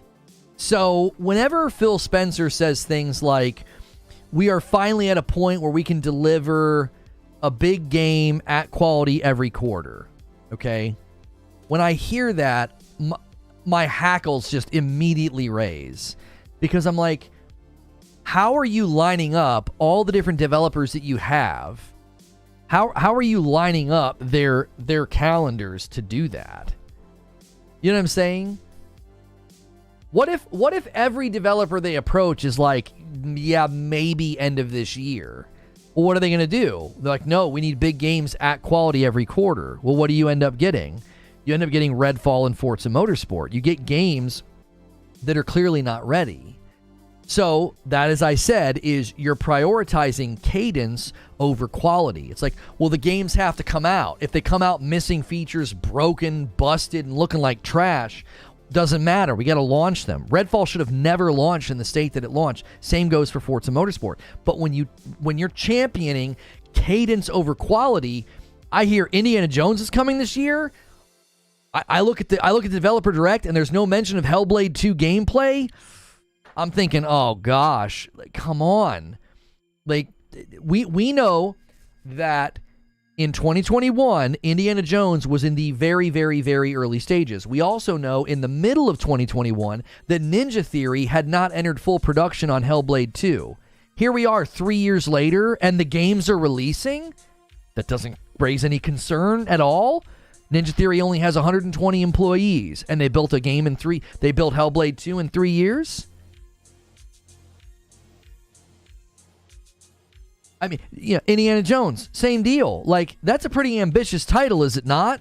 You're taking something that's in many places considered sacred. You're taking a very, very big name movie IP, and you're making a third-person action-adventure game when, up to now, the studio making the game has made a lot of shooters. So I'm sure there's learning curves there. I'm sure there's, things they're having to try maybe that they've never done before. And it's like, okay, you built Indiana Jones in 3 years. Oh, okay. Like, everything we know, good dev cycles are like 5 to 6 years, not 3. Don't you see? It's like, well, that's why I keep saying, I'm like, you call me a hater all you want, man. It sounds like they're prioritizing cadence over quality. You think they're going to stealth drop Hellblade 2? Why would you do that? That doesn't make any sense. Why would you not leverage the marketing power of it? You know what I'm saying? Like the marketing power of Hellblade 2. Congratulations, Bill. You just got a gift of membership from Sneaky Wolf. Thank you so much, Sneaky Wolf, for gifting a member, taking us to 53 members on the day. I owe 10 members right now. To be fair, Guerrilla did mostly shooters before Horizon. That is totally fair, Dave, but the question would be, how many challenges did they face? How many new things did they have to learn? Like, and how long was Horizon Zero Dawn in production? Did Guerrilla say, hey, we've done shooters all this time. Let's do an open world action adventure game with giant dinosaur robots. And they're like, cool. And they just whipped it up in 3 years? I don't think so. That again, that feels like such a small window of time for development. According to Idle Sloth, documents made available As part of the Microsoft acquisition of Activision, Blizzard King revealed that Bethesda had hoped to release Indiana Jones game by the end of fiscal year 2022, but the sickie made it not released. Developer Direct will showcase more than 10 minutes of game and developer insights, including details about the game's setting and story, how fans will actually play as Indy, additional details from this next globe-trotting adventure, and the premiere of the first gameplay trailer. That doesn't make any sense. That doesn't make any sense. You go from saying you're very, very early in production and you wanted to launch it a year and a half later? That doesn't make any sense. Doesn't make any sense. It took 7 years for Guerrilla to make Horizon Zero Dawn. Do you hear what I'm saying? Do you understand now why I'm like, this just doesn't add up. It seems too fast. It took them 7 years to build Horizon Zero Dawn. And we're allegedly going to be getting Indiana Jones and Hellblade after 3 years of development. That to me is just immediate cause for concern. That seems like such a fast turnaround time. That's lightning quick in the development world. That's so fast. Could be a smaller indie game. You mean it would be an indie game? I'm sorry, I couldn't resist. It would be really weird to grab Indiana Jones and do like a small game. You guys don't think that that's weird?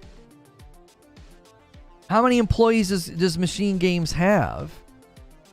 Machine Games employee count. 159 according to this. According to their this website, 159. So Hellblade, Ninja Theory is 120, and then these guys are 159. Now listen, I'll be open to the reality that smaller teams can crank out work faster and more efficiently.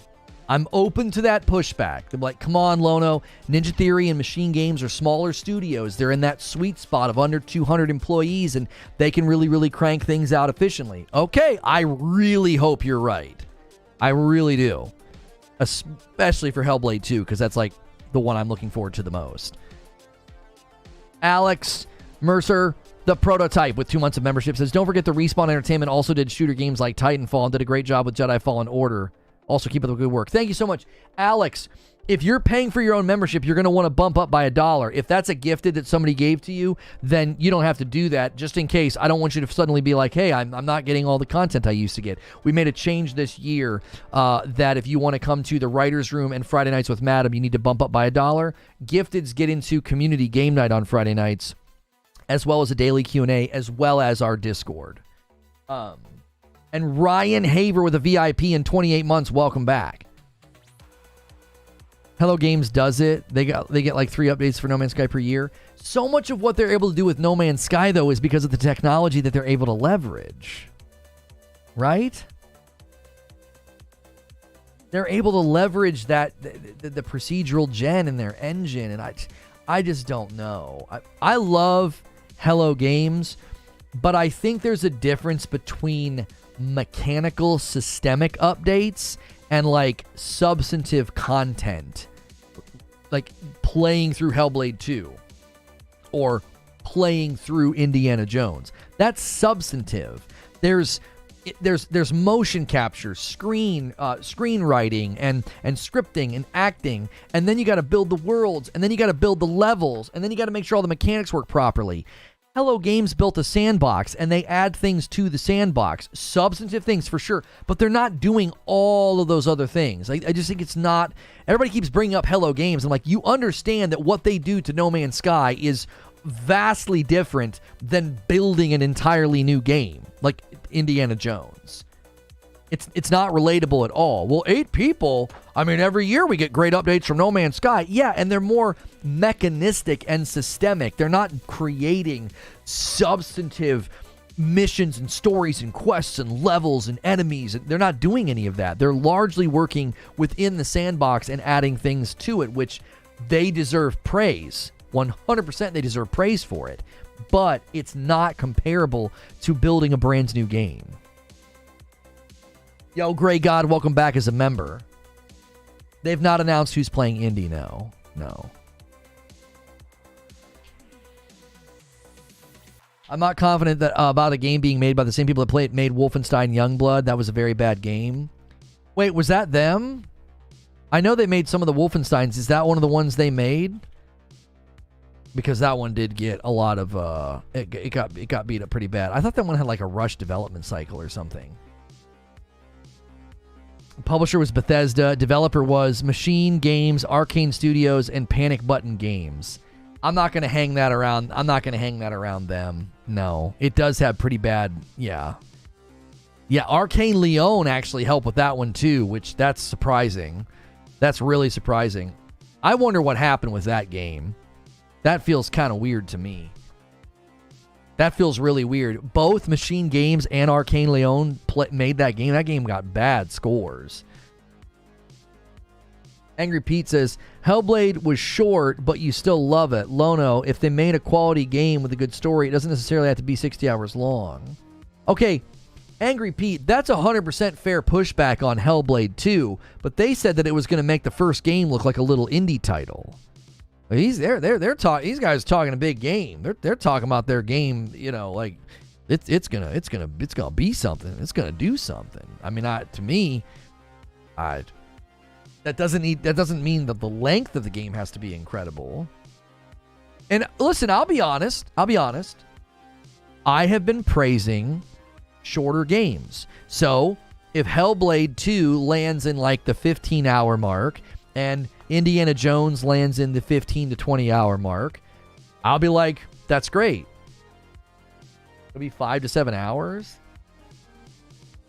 I don't think it'll be that short. I think it'll at least land above 10 hours. Maybe my expectations are wrong, but I would imagine it's going to be longer than the first game. How long does the first one take to complete? I've played it so many times, but I never like set a stopwatch. Time to complete. It looks like all play styles, it's averaging about 8 hours for the first game. The main story is 7.5 hours. If you do everything, it's like 9.5. I would imagine the next game's going to be longer than that. The first game is pretty short, but it's still going to take you between 7 and 10 hours depending on how you play. I would imagine the next game would land between 10 and 12, 10 and 15. And I'm fine with that. So that's fair pushback on Hellblade. And maybe that's fair pushback on Indiana Jones. It's like, listen, man, people are really celebrating shorter games now. We don't need 5 and 6 years. You can build a shorter, more consumable game in 3 to 4, and then it does just as well. Because I'm really looking forward to finally, going back and playing through AC Mirage. Why? Because I know it's not going to take me for forever. My last comment not go through because I said this word. Of course it wouldn't come through if you said that word, you dolt. No, you can't say that word. Is that you need to ask that question? Why didn't my comment come through? I only typed one of the most offensive words in the English language. I don't understand. It's a real noodle twister. Of course it didn't come through. It'll be interesting to see how many indie compares to Uncharted or Tomb Raider. Hopefully they manage to differentiate themselves. I said I want to crack the whip on some of this. Oh, that's not the N-word, bro.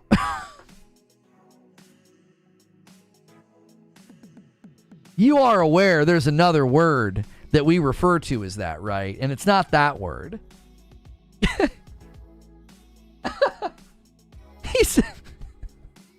He said, I wonder why my comment didn't go through. Is it because I said the N-word? Like, that's not that word, bro.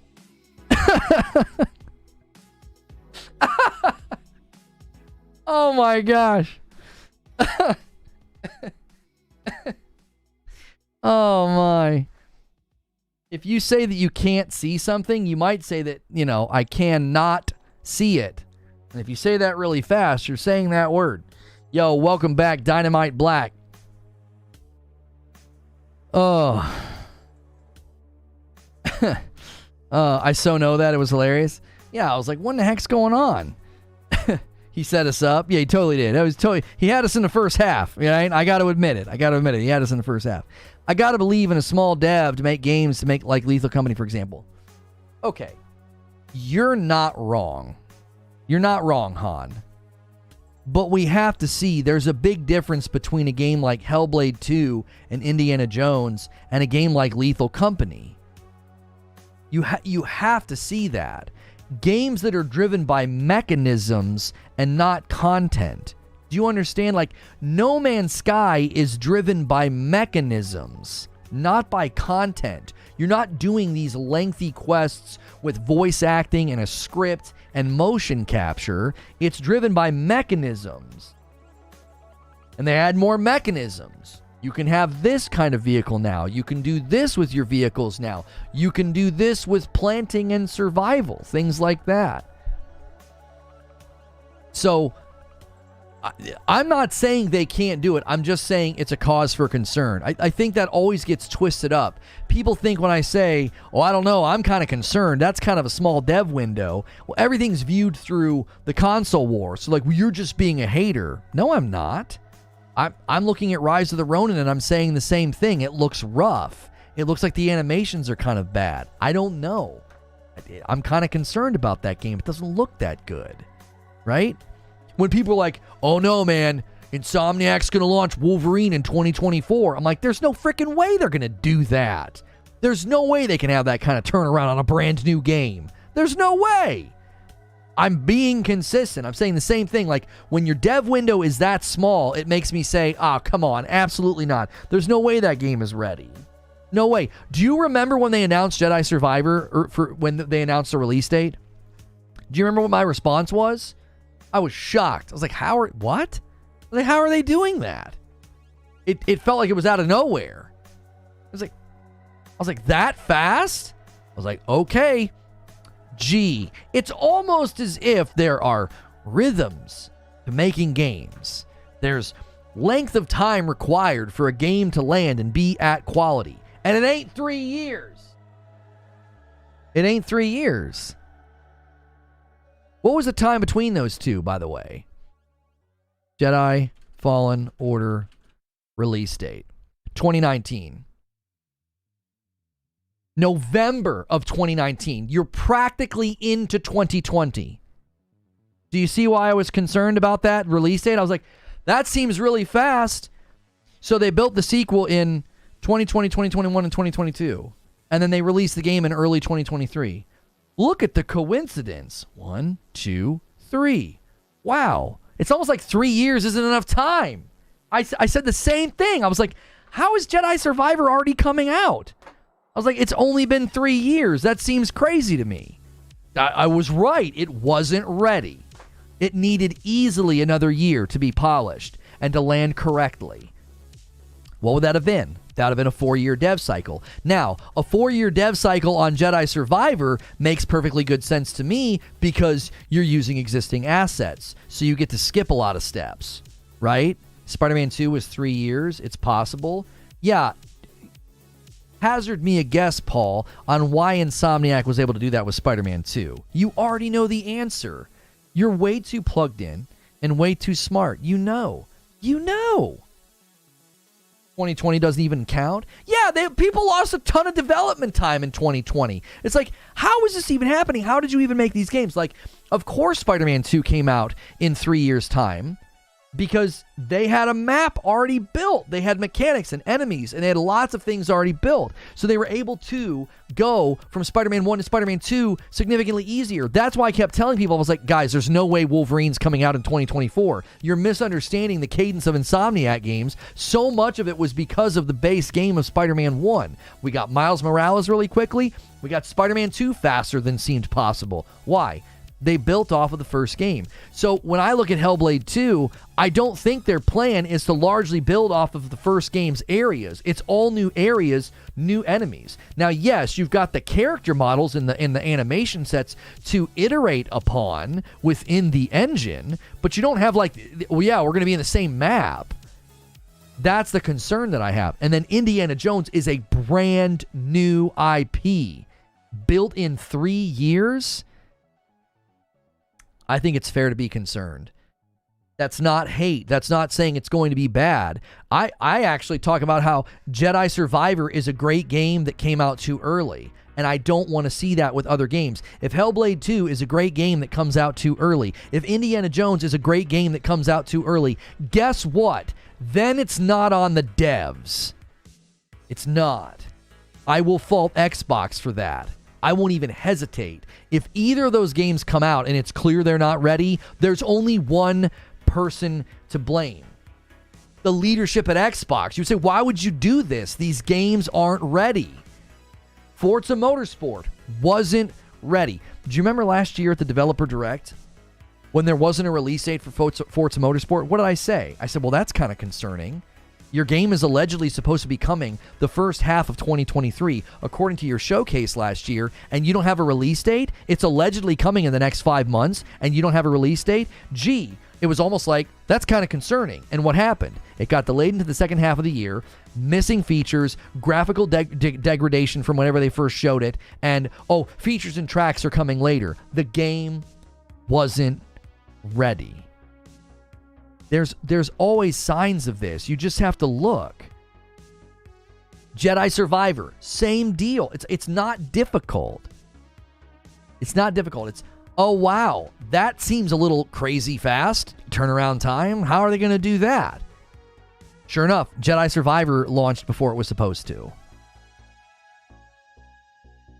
I don't know if it's going to be another Tomb Raider Saint-ism. Indiana Jones is going to be an action-adventure game about Indiana Jones. So I'm sure it will have similarities to Tomb Raider and Uncharted, but we have to be honest about something. Tomb Raider and Uncharted are very, very inspired by Indiana Jones. You can't blame the source material for being similar to the games that were inspired by it. Like, that wouldn't be fair. They have a lot of the World War stuff from Wolfenstein they could use. A lot of reused assets with stone and such as well. And it's all set in the World War times, vehicles and all. I mean, that makes sense, Butters. Butters makes a good point. Indiana Jones development could have been expedited by the fact that they have a lot of assets from Wolfenstein that translate right into Indiana Jones. World War II vehicles and weapons and character models. If you're dealing with Germans, because Indiana Jones deals with the Germans, you know what I'm talking about, the Germans. He deals with them in the movie, so it's apparently a platformer? What? Hang on a minute. It's an action-adventure that puts... I guess a platformer can be action-adventure. Where did you hear that? Where did you hear that Indiana Jones is a platformer? What is it going to be like Pitfall?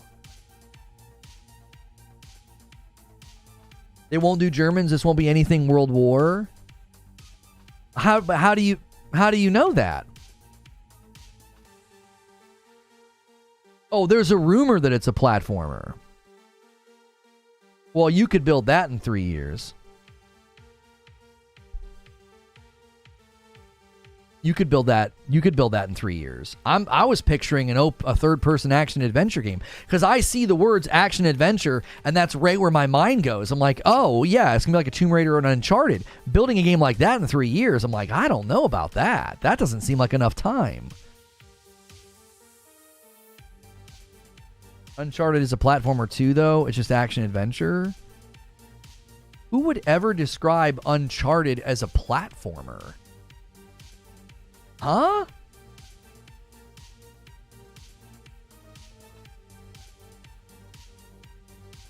Also, you can't discount dev time saved by only developing for one platform. I suppose that's true if they're only building it for Xbox. Sure. That does cut down on dev time. We know this. That's why I said... I forget what we were talking about, but I've said this a handful of times. I said that I think you're going to be seeing a lot more timed exclusivities from third-party devs because it cuts down on dev time and they can get that, influx of cash from the beginning of the sales on the one platform, and then that can fund porting it to the other platforms. The rumor is it's an art style platformer.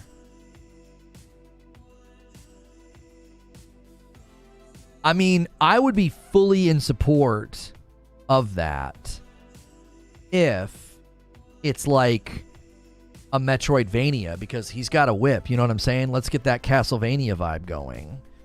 Has there been any material describing Indiana Jones as third person? No, I mean, even this blog post says it's an upcoming game. It's an action-adventure that puts players in the leather jacket of the legendary archaeologist. There's going to be 10 minutes of game and developer insights, including details about the game setting and story, how fans will play as Indy, additional details from this globe-trotting adventure, and the premise of the first gameplay trailer. We will see gameplay. We will know in 9 days.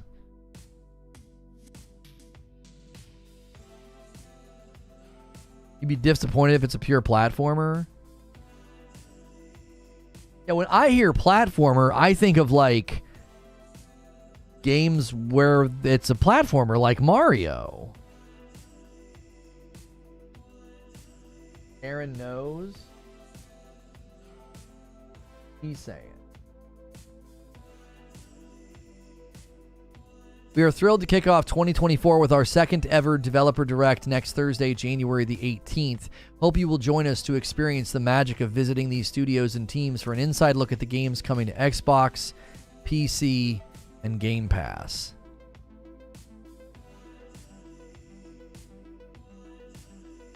Why is he saying he knows? He doesn't say exclusively. Does he need help carefully reading that? He's insinuating they're going to Game Pass elsewhere. No, it just says coming to Xbox, PC, and Game Pass. What he's not seeing is that it doesn't say anything about exclusively. You think, oh. I mean, we've said a lot of things seem impossible. I still think Game Pass coming to Nintendo or PlayStation seems impossible. But then just yesterday, we looked at tons of insider information that's talking about they're considering the next Halo being on cross-platform. Sea of Thieves is allegedly coming to PlayStation. Hi-Fi Rush is allegedly coming to PlayStation. We've heard about Starfield. We've heard about Redfall. We're hearing Doom might be coming to PlayStation as a multi-plat with an X release. So I don't know. The idea that Game Pass, hey, somebody ordered some coffee like 24 minutes ago. Thank you so much. Your first name starts with D. 6 bags of Frickmas. Oh my word, that's a lot of coffee. Thank you very, very much. Listen, I like to show off the website every now and again. If you guys are coffee drinkers and you've never tried our coffee, you really should head over to reforgeroast.com. We have a dark roast, a light roast, and our holiday blend is the Frickmas blend. All of the flavor profiles are available here, and all of our coffees feature both balanced or low acidity, and you can shop and go to bundles. You can try all three in the triple threat, or you can do best of both worlds, or if you prefer, you can just buy them separate by themselves if there's one that you know you're going to like. And you can see there the reviews are on the individual coffee flavors, not on like the bundles. So you can see what our folks think that have ordered it down below. If you click reviews, you can see what everybody says about the coffee. So be sure to check out reforgeroast.com. That is not a sponsor, by the way. My wife and kiddos bag that up and ship it to you with thank you notes. It's a small business, basically, that you're supporting. It is our property. It's a property of Reforge Gaming. So thank you guys so much for supporting that, all you coffee drinkers out there. Yes, you are late to that, Talica.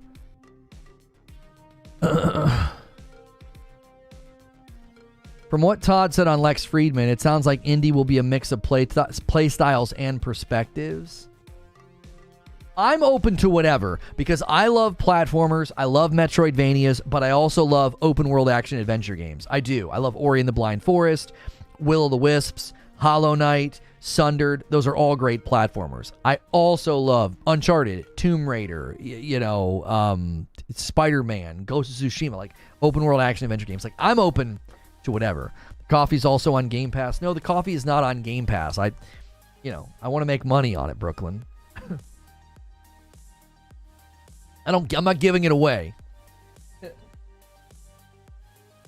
Kill the Justice League previews aren't promising at all.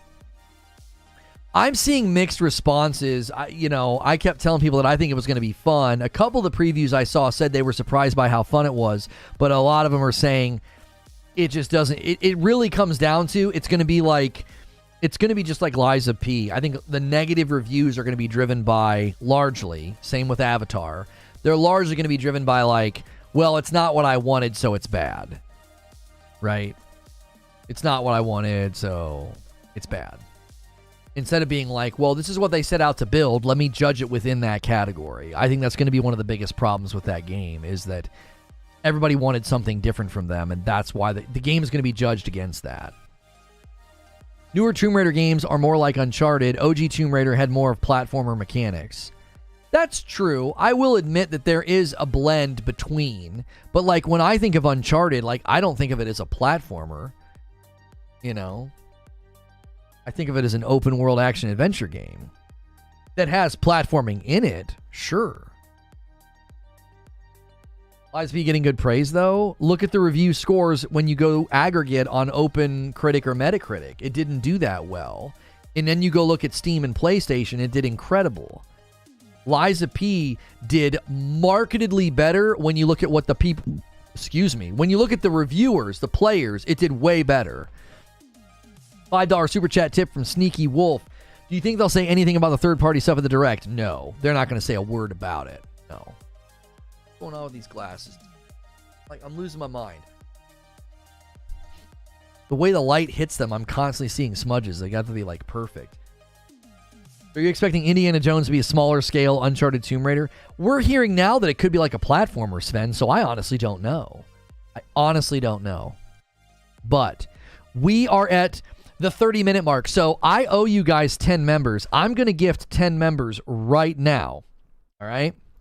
I'm going to gift 10 members right now. Thank you, Loch-Ness, for jumping back in as a VIP member. So the 10 people that I'm gifting members to, you now have access to our Discord and a monthly community game night and the Q&A session that we are about to start. If you like the sample that you get, we basically pay it forward to you. You can sample all those things. If you like it, you can upgrade for $1 and get a full membership. It's $6 a month instead of $5. You can now sample all those different things. The only thing you can't come to is Writer's Room and Streams with my wife. That is reserved for full membership. So you get a sampling to see if you like it. Now, you guys can obviously keep gifting members and keep becoming members over the next 30 minutes, but I am going to switch the chat to members only, and I'm going to launch a Q&A.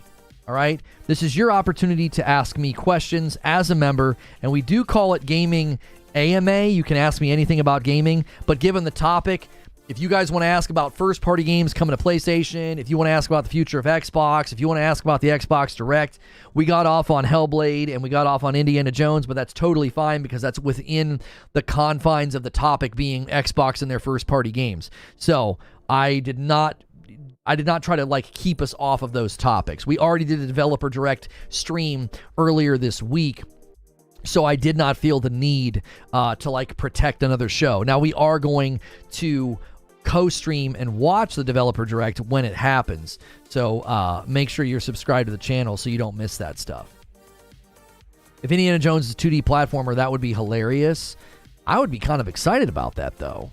And if right now you want to chat and you're like, oh, I'm missing out on this Q&A, I'm missing out on this chat right now, just keep watching. You might get a gifted membership from the people that are very, very kind and generous here. And if they hit 75, I'll owe more, so you might get some from me. And Catwalk hits 10 months as a VIP. Thank you very much, Catwalk. Appreciate you so much for doing that. Platforming means it's on more than one platform. Oh my gosh, shut up. What's your take on driving the car with a DualSense? I don't care about stuff like that. It's cool. But that kind of stuff is just like, all right, actually, let me give you a little bit more of an answer. What it does is it feels more and more like Sony is really pushing the look at all the great hardware we make, and they're tying everything together. Like, that's what it feels like to me, is they're wrapping all that up with a nice bow. Like when you have like a controller and a car interacting with each other, that was kind of my take on it, was that they're continuing to kind of create this ecosystem, this culture around their stuff, if that makes sense. So imagine getting stick drift. Yeah, that would be really dangerous if you got stick drift. I actually, one of my DualSense controllers now has stick drift. The black, we have a black controller. I've got 2 white controllers, the God of War Ragnarok controller, the Spider-Man controller, and I think the black one was the one I used the most in the early days, so it kind of makes sense. Because the white one, I liked it, but I thought the black one just looked cooler with the lights and everything. D Dizzle jumping back in with 28 months in a VIP. What happens if the battery dies? Well, battery wouldn't die because it would be pulling power from the car, but I know you're being silly. Yeah, it would that wouldn't be the case. So, all right, let me take a look here at the questions being submitted. Do you think we'll see Fallout 3 remastered at the Direct? No, but I think there will be a shadow drop at the Direct, whether it's Kiln or maybe Towerborn was doing a looky-loo on Twitter when they said, oh, we're going to, our game's coming later this year. It's possible they were tricking us, There's also 33 Immortals. So I do think we get a surprise drop, whether it's a shadow drop at the event or like a week later. I still kind of feel like that's in the spirit of a shadow drop. Like, hey, you can play this next week. I think we'll get something like that, some kind of a surprise. I think the surprise of the event is going to be Indiana Jones saying, oh yeah, we're releasing this year. That's bonkers to me. Like, I think that's bonkers. So, CES started yesterday. Yeah, I didn't really watch any of it. I was at dinner and hanging out with my kids and building Lego sets with them, down here in their library. And I was doing that yesterday. I try not to do much in the evenings with work. I try to be locked in with the kids. Yo, Louis Love, welcome back as a member. Enjoy that green badge. 4 months for Wolf Saints. What's up, Lono? How you doing? I'm good. Wolf Saints, if you're paying for your own membership, you need to bump up by $1 or you're going to be missing out on some of the content that you used to enjoy. We had to restructure some things. If you are, in fact, getting 4 months of memberships and it is gifted from somebody else, just make sure and say thank you to the person that did that and then let them know you appreciate that, and you still get access to the Discord, as well as this Q&A that we're doing right now, as well as a monthly community game night. And you guys have already pushed the line again today, and we appreciate that so much for you doing that. We are currently at 2,300 members. If we hit 2,500, you'll get an extra community game night. We will do that this Friday. And if you hit the stretch goal, we're going to pick a fighting game, and you can beat me up. I hate fighting games. The Cisco with a members-only Q&A here says, did people just not believe Satya Nadella when he spoke about not liking exclusives? This is something like I kind of touched on in the monologue. When you're beholden to a narrative, you have to twist everything to fit the narrative. When you're not beholden to a narrative, you just say, he said they don't really like exclusives. The CFO said that first-party titles, more and more, you're going to see this change of strategy of they're going to start landing on competing platforms like PlayStation and Nintendo. That came on the heels of Phil Spencer telling Famitsu that he views Nintendo and PlayStation as the the Xbox community. You just start to put those things together and say, man, it really seems like Microsoft and Xbox are going to change strategy and use all this property that they just bought for a ton of money and start selling it everywhere. Phil Spencer told Famitsu he really started seeing things differently because of Minecraft. Minecraft was the catalyst. So it's like, when you're beholden to a narrative, what do? No. Satya was just saying that. Satya is not in charge, which is hilarious to say. Yeah, he's not in charge. Sure. And then when the CFO says what he says, no. No, the CFO is talking about Activision Blizzard titles only. Look. And they try and do this like breakdown of like his answers, and it's like, oh yeah, he's talking about ABK only. Okay. They have to twist everything. You got to bend everything. Everything is subservient to the narrative. Everything's fine. The house is blowing up and on fire behind the guy. That meme. Everything's fine. They're not going to put first-party games on this. Like, we go from people saying, no, first-party games aren't going to PlayStation, that's just copium, to saying, well, this seems to be the strategy going forward. Well, at least they'll make more money. Like that.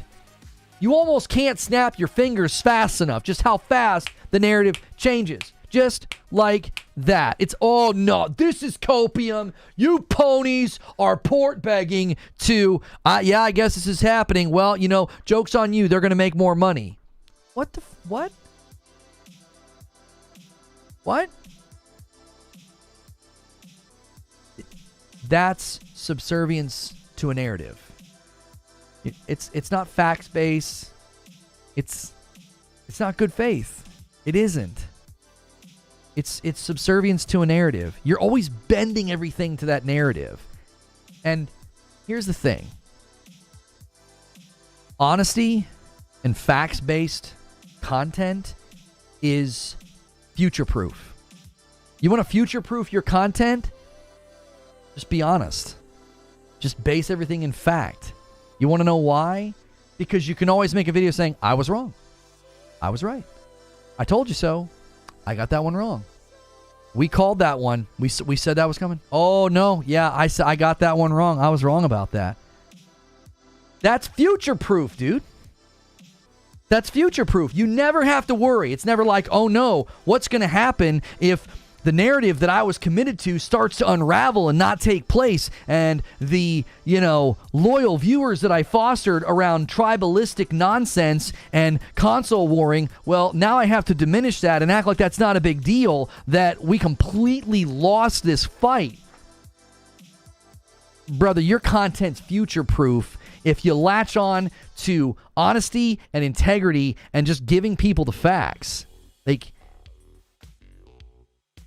it's so much easier to just do it that way. That's why all last year it was just like, I was just maybe a little bit too bold, maybe a little bit too brash, because I was just like, I'm just telling you the facts. These are the facts. And this is what I think in light of the facts. And calling me names, like, that doesn't achieve anything. Again, I was probably a little bit too brash last year. I really leaned into the idea that I knew I could put a clip on Twitter, or I knew I could say something and get a zinger in, and I knew I could stoke those fires. Admittedly, I didn't handle 2023 perfectly. I'm trying to be more, you know, charitable, more, hey man, I see where you're coming from. That's why we structured the show in the way that we have. We're modeling accuracy, empathy, and honesty. I accurately report the facts. I empathetically try to understand why people are reacting the way that they're reacting. And then I honestly tell you what I think. You get all three. Accuracy, empathy, and honesty. Those are the three pillars of what we do here. Every monologue is structured around those three pillars. And that is future-proof content. You never have to go back and be like, well, now I got to bend and twist things and shade things and spin things because, oh man, this isn't lining up with the narrative that I was beholden to. I don't ever have to do that. Like, no, I just told you what was going on. And then I told you what people were saying. And then I told you what I thought. That's future-proof. People are learning a hard lesson. They're learning a hard lesson. And like, you don't, when you are beholden to a brand and a narrative, I think you're less interesting because I don't really know what you think. And secondly, you're taking a huge gamble and a huge risk because if things don't pan out the way they're supposed to, then what are you going to do? So, next question. I'm getting down off the soapbox. Next question. You hear about the Spider-Man 2 stolen code being used to make it playable on PC. I did not hear about that. That doesn't surprise me. We know that the God of War Ragnarok pipeline changed when they ported 2018 to PC. So when they port games to PC, they certainly learn a lot, and they probably make changes to make it easier to bring games to PC. And we also know, according to the Insomniac leaks, that as they want to interweave online aspects, live service aspects into their games are going to start landing like day and date on PC in like 2029, 2030, things like that. So, let's see here. Shooter Forever. What do you think about the rumors about Horizon MMO being PC and mobile only? I haven't heard those rumors yet. That sounds insane to me. That I can't think of a reason why you would do that.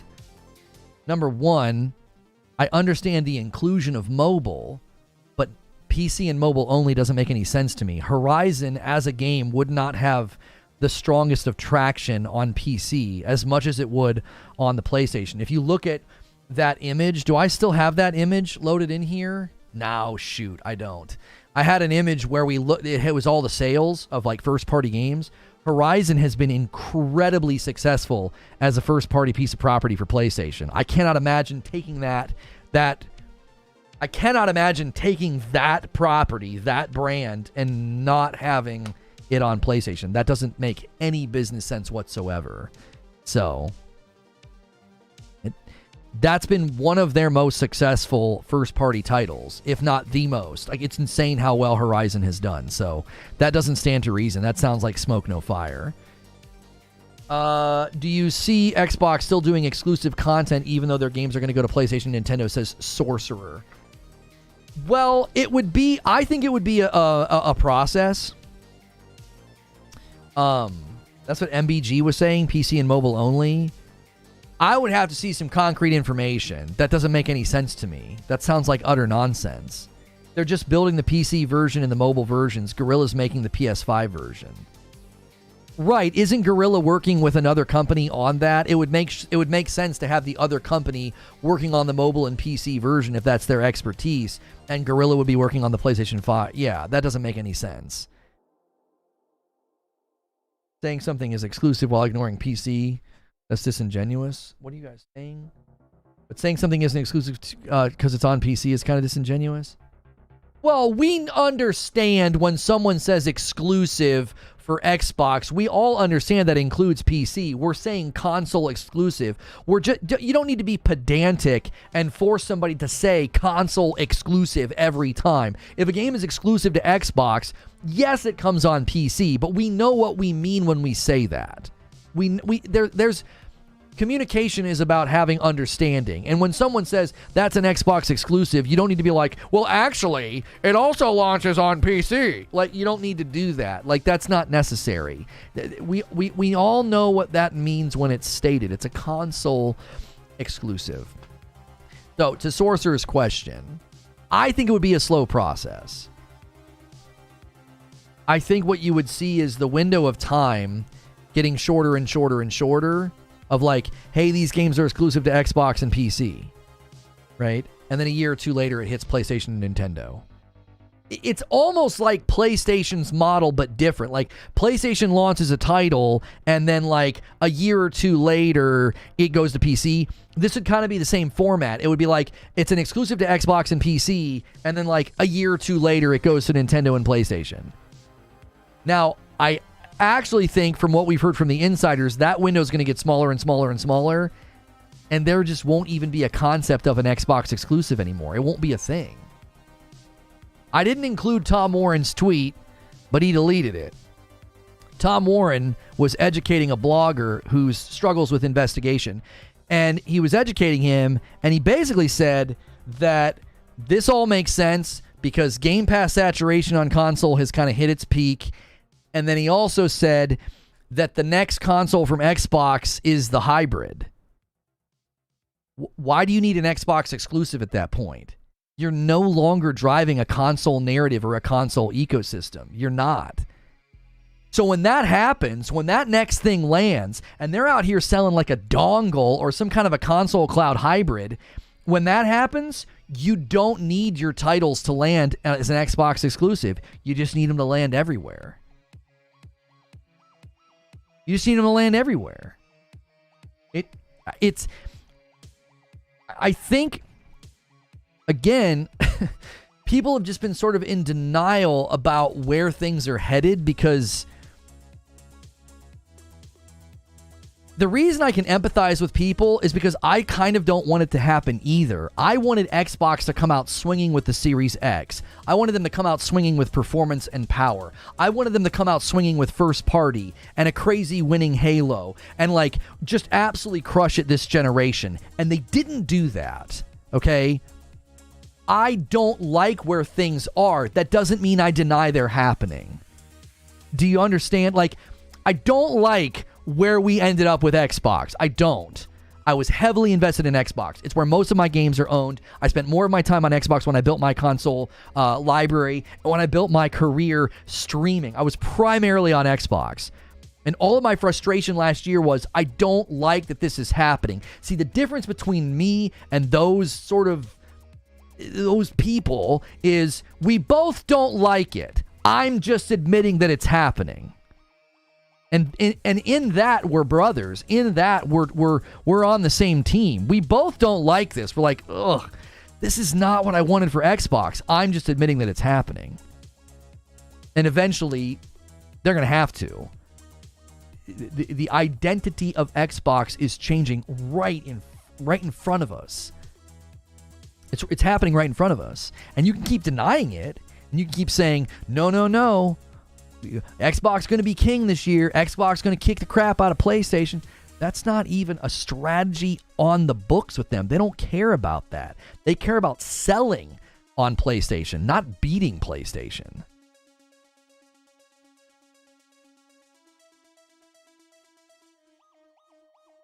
So, I hope some people can sense there's camaraderie to be had here. I've never been your enemy. So many of you are hate watching right now, and you spit in my face all last year. You made efforts, and still some of you make efforts to damage my business and hurt me, and you want to encourage people to not watch me. I hope you can sense that, like, I've been on your team the whole time.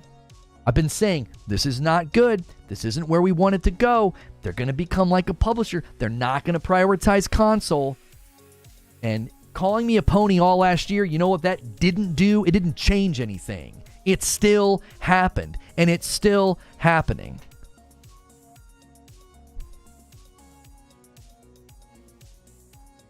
So, clip that. Let's see. MTO says, do you think that we likely see the rumored Banjo-Kazooie game this June on Xbox conference? Too soon or skeptical? I mean, I'll be kind of surprised if they do anything with Banjo-Kazooie. It's just like the Jack and Daxter stuff with PlayStation. I just don't think those games have pull anymore. So I really don't know. I really don't know. EDM Wolf says, what has been your favorite game release of 2023 or any platform? Also, thank you so much for the gifted member. You are welcome, EDM Wolf. I hope you like sampling the Discord and the content in this Q&A session. And again, if you like it, you can pick up the membership on your own. You can upgrade for $1. So, my favorite release last year was a very close tie between Spider-Man 2 and Jedi Fallen Order. Jedi Survivor. I would have picked Jedi Survivor if it launched in a better state. I ended up picking Spider-Man 2 because I just couldn't give it to Jedi Survivor on principle alone. But those were like my two top games last year. Loved them.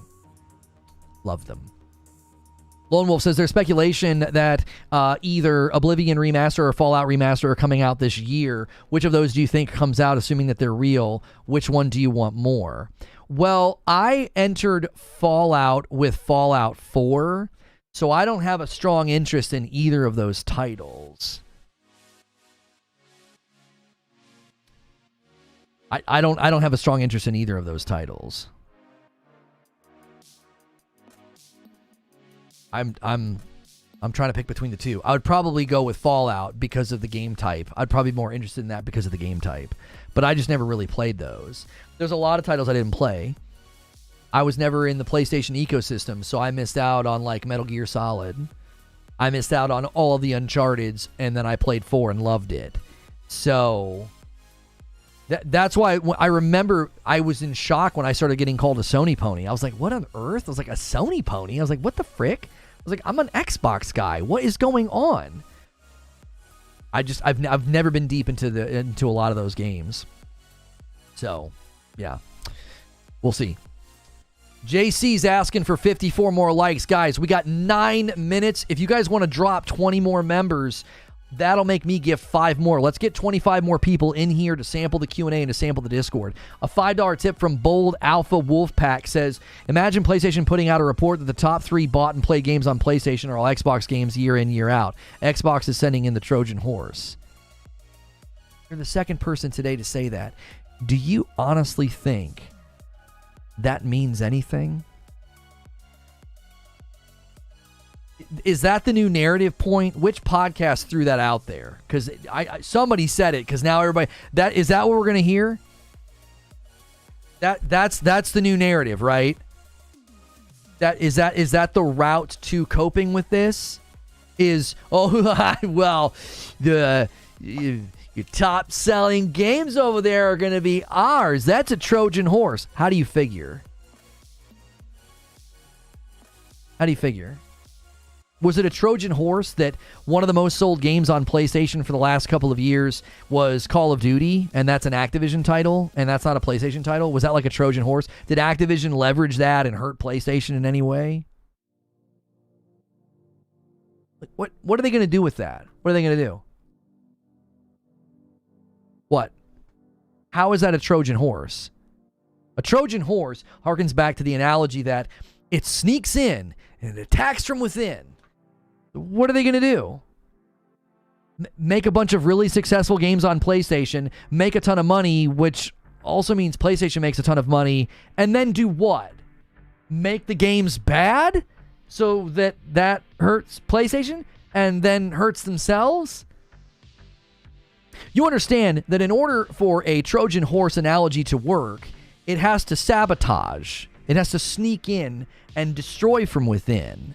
And when you're selling games on Nintendo Switch or PlayStation, it's a symbiotic relationship. If the game's really good and it does really well, Xbox makes a ton of money, and so does PlayStation. If the games are crap and they don't sell very well, Xbox doesn't make any money, and neither does PlayStation. And guess who loses the most when a game goes to PlayStation and isn't successful? It isn't PlayStation. It's the company that footed the bill to make the game. So I don't understand this idea that that's a Trojan horse. That's got to be the weirdest way to turn this into a win I think I've ever seen. Like, oh yeah, but we're going to make more money than them over there. Okay, McDonald's probably makes more money than Wendy's. Have you ever celebrated that?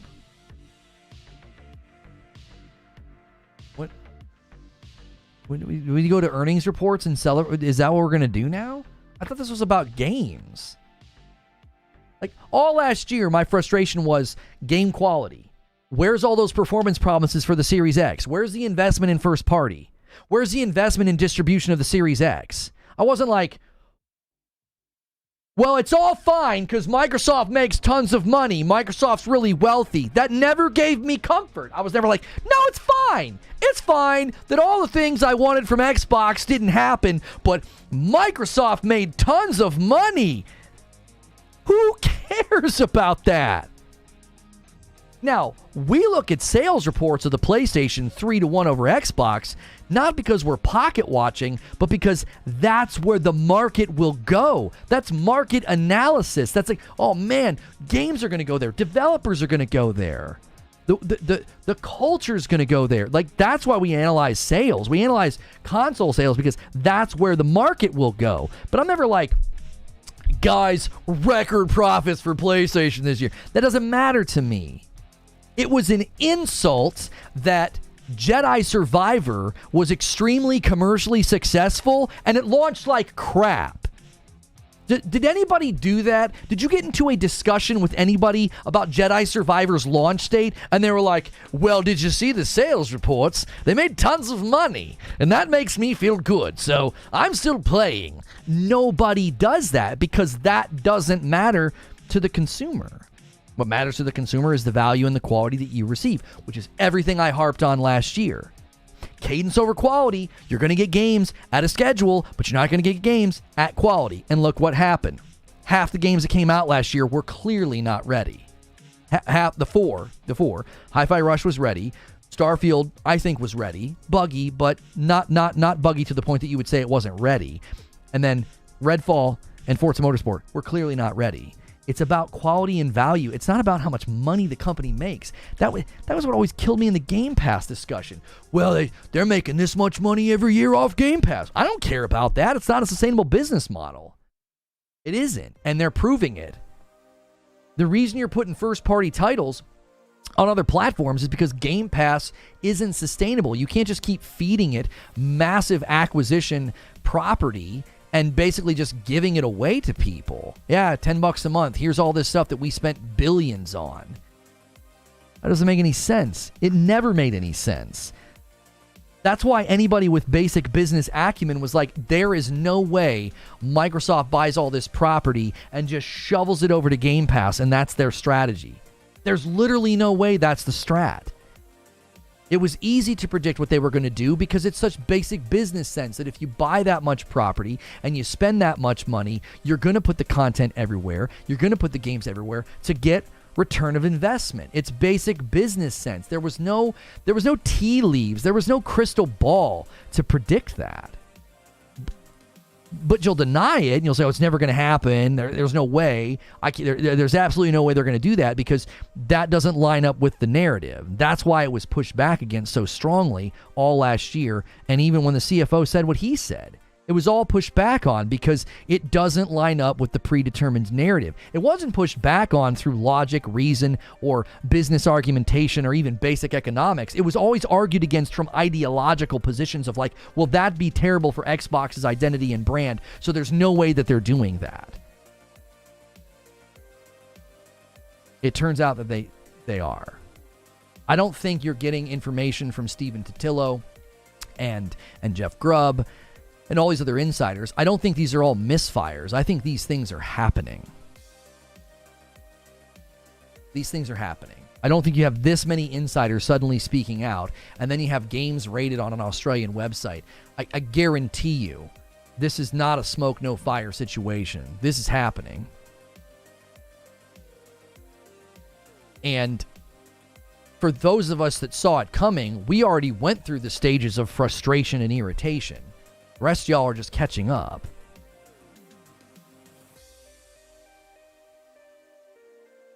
Why is it? What's going on with YouTube? I can't do anything on the back end. I'm trying to save this.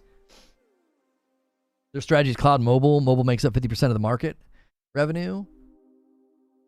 Sure, but that doesn't mean you buy property that doesn't mean that you have really valuable property like Hi-Fi Rush and just let it sit on Game Pass with abysmal engagement. It got terrible engagement by the Xbox community. It got terrible engagement. Why? You fostered an ecosystem of, you just keep giving it to me. Just feed me Seymour. And there's no investment. There's no money spent. So the players treat everything as disposable. Everything we said about dollar menu gaming is coming home to roost. And you can see it in Hi-Fi Rush's engagement. And that's why they're going to put it on other platforms. Because it's about money. It's not about giving you more games for nothing. And I got to end on that mic drop because we got to go over to this premiere. I got a premiere for you guys. This premiere is Hogwarts Legacy. Is there DLC coming? They recently did a variety interview. If you want to come to this, click the link in chat. I'll also redirect you. Everybody can watch this video. Bum rush this video. Go over there and smash the like button. Smash the like button on this video as we end. We only need 40 more likes. Double check. Let's head over to this premiere. Let's head over to this premiere and see what's going on with Hogwarts Legacy DLC. I got a theory on why they haven't said anything yet.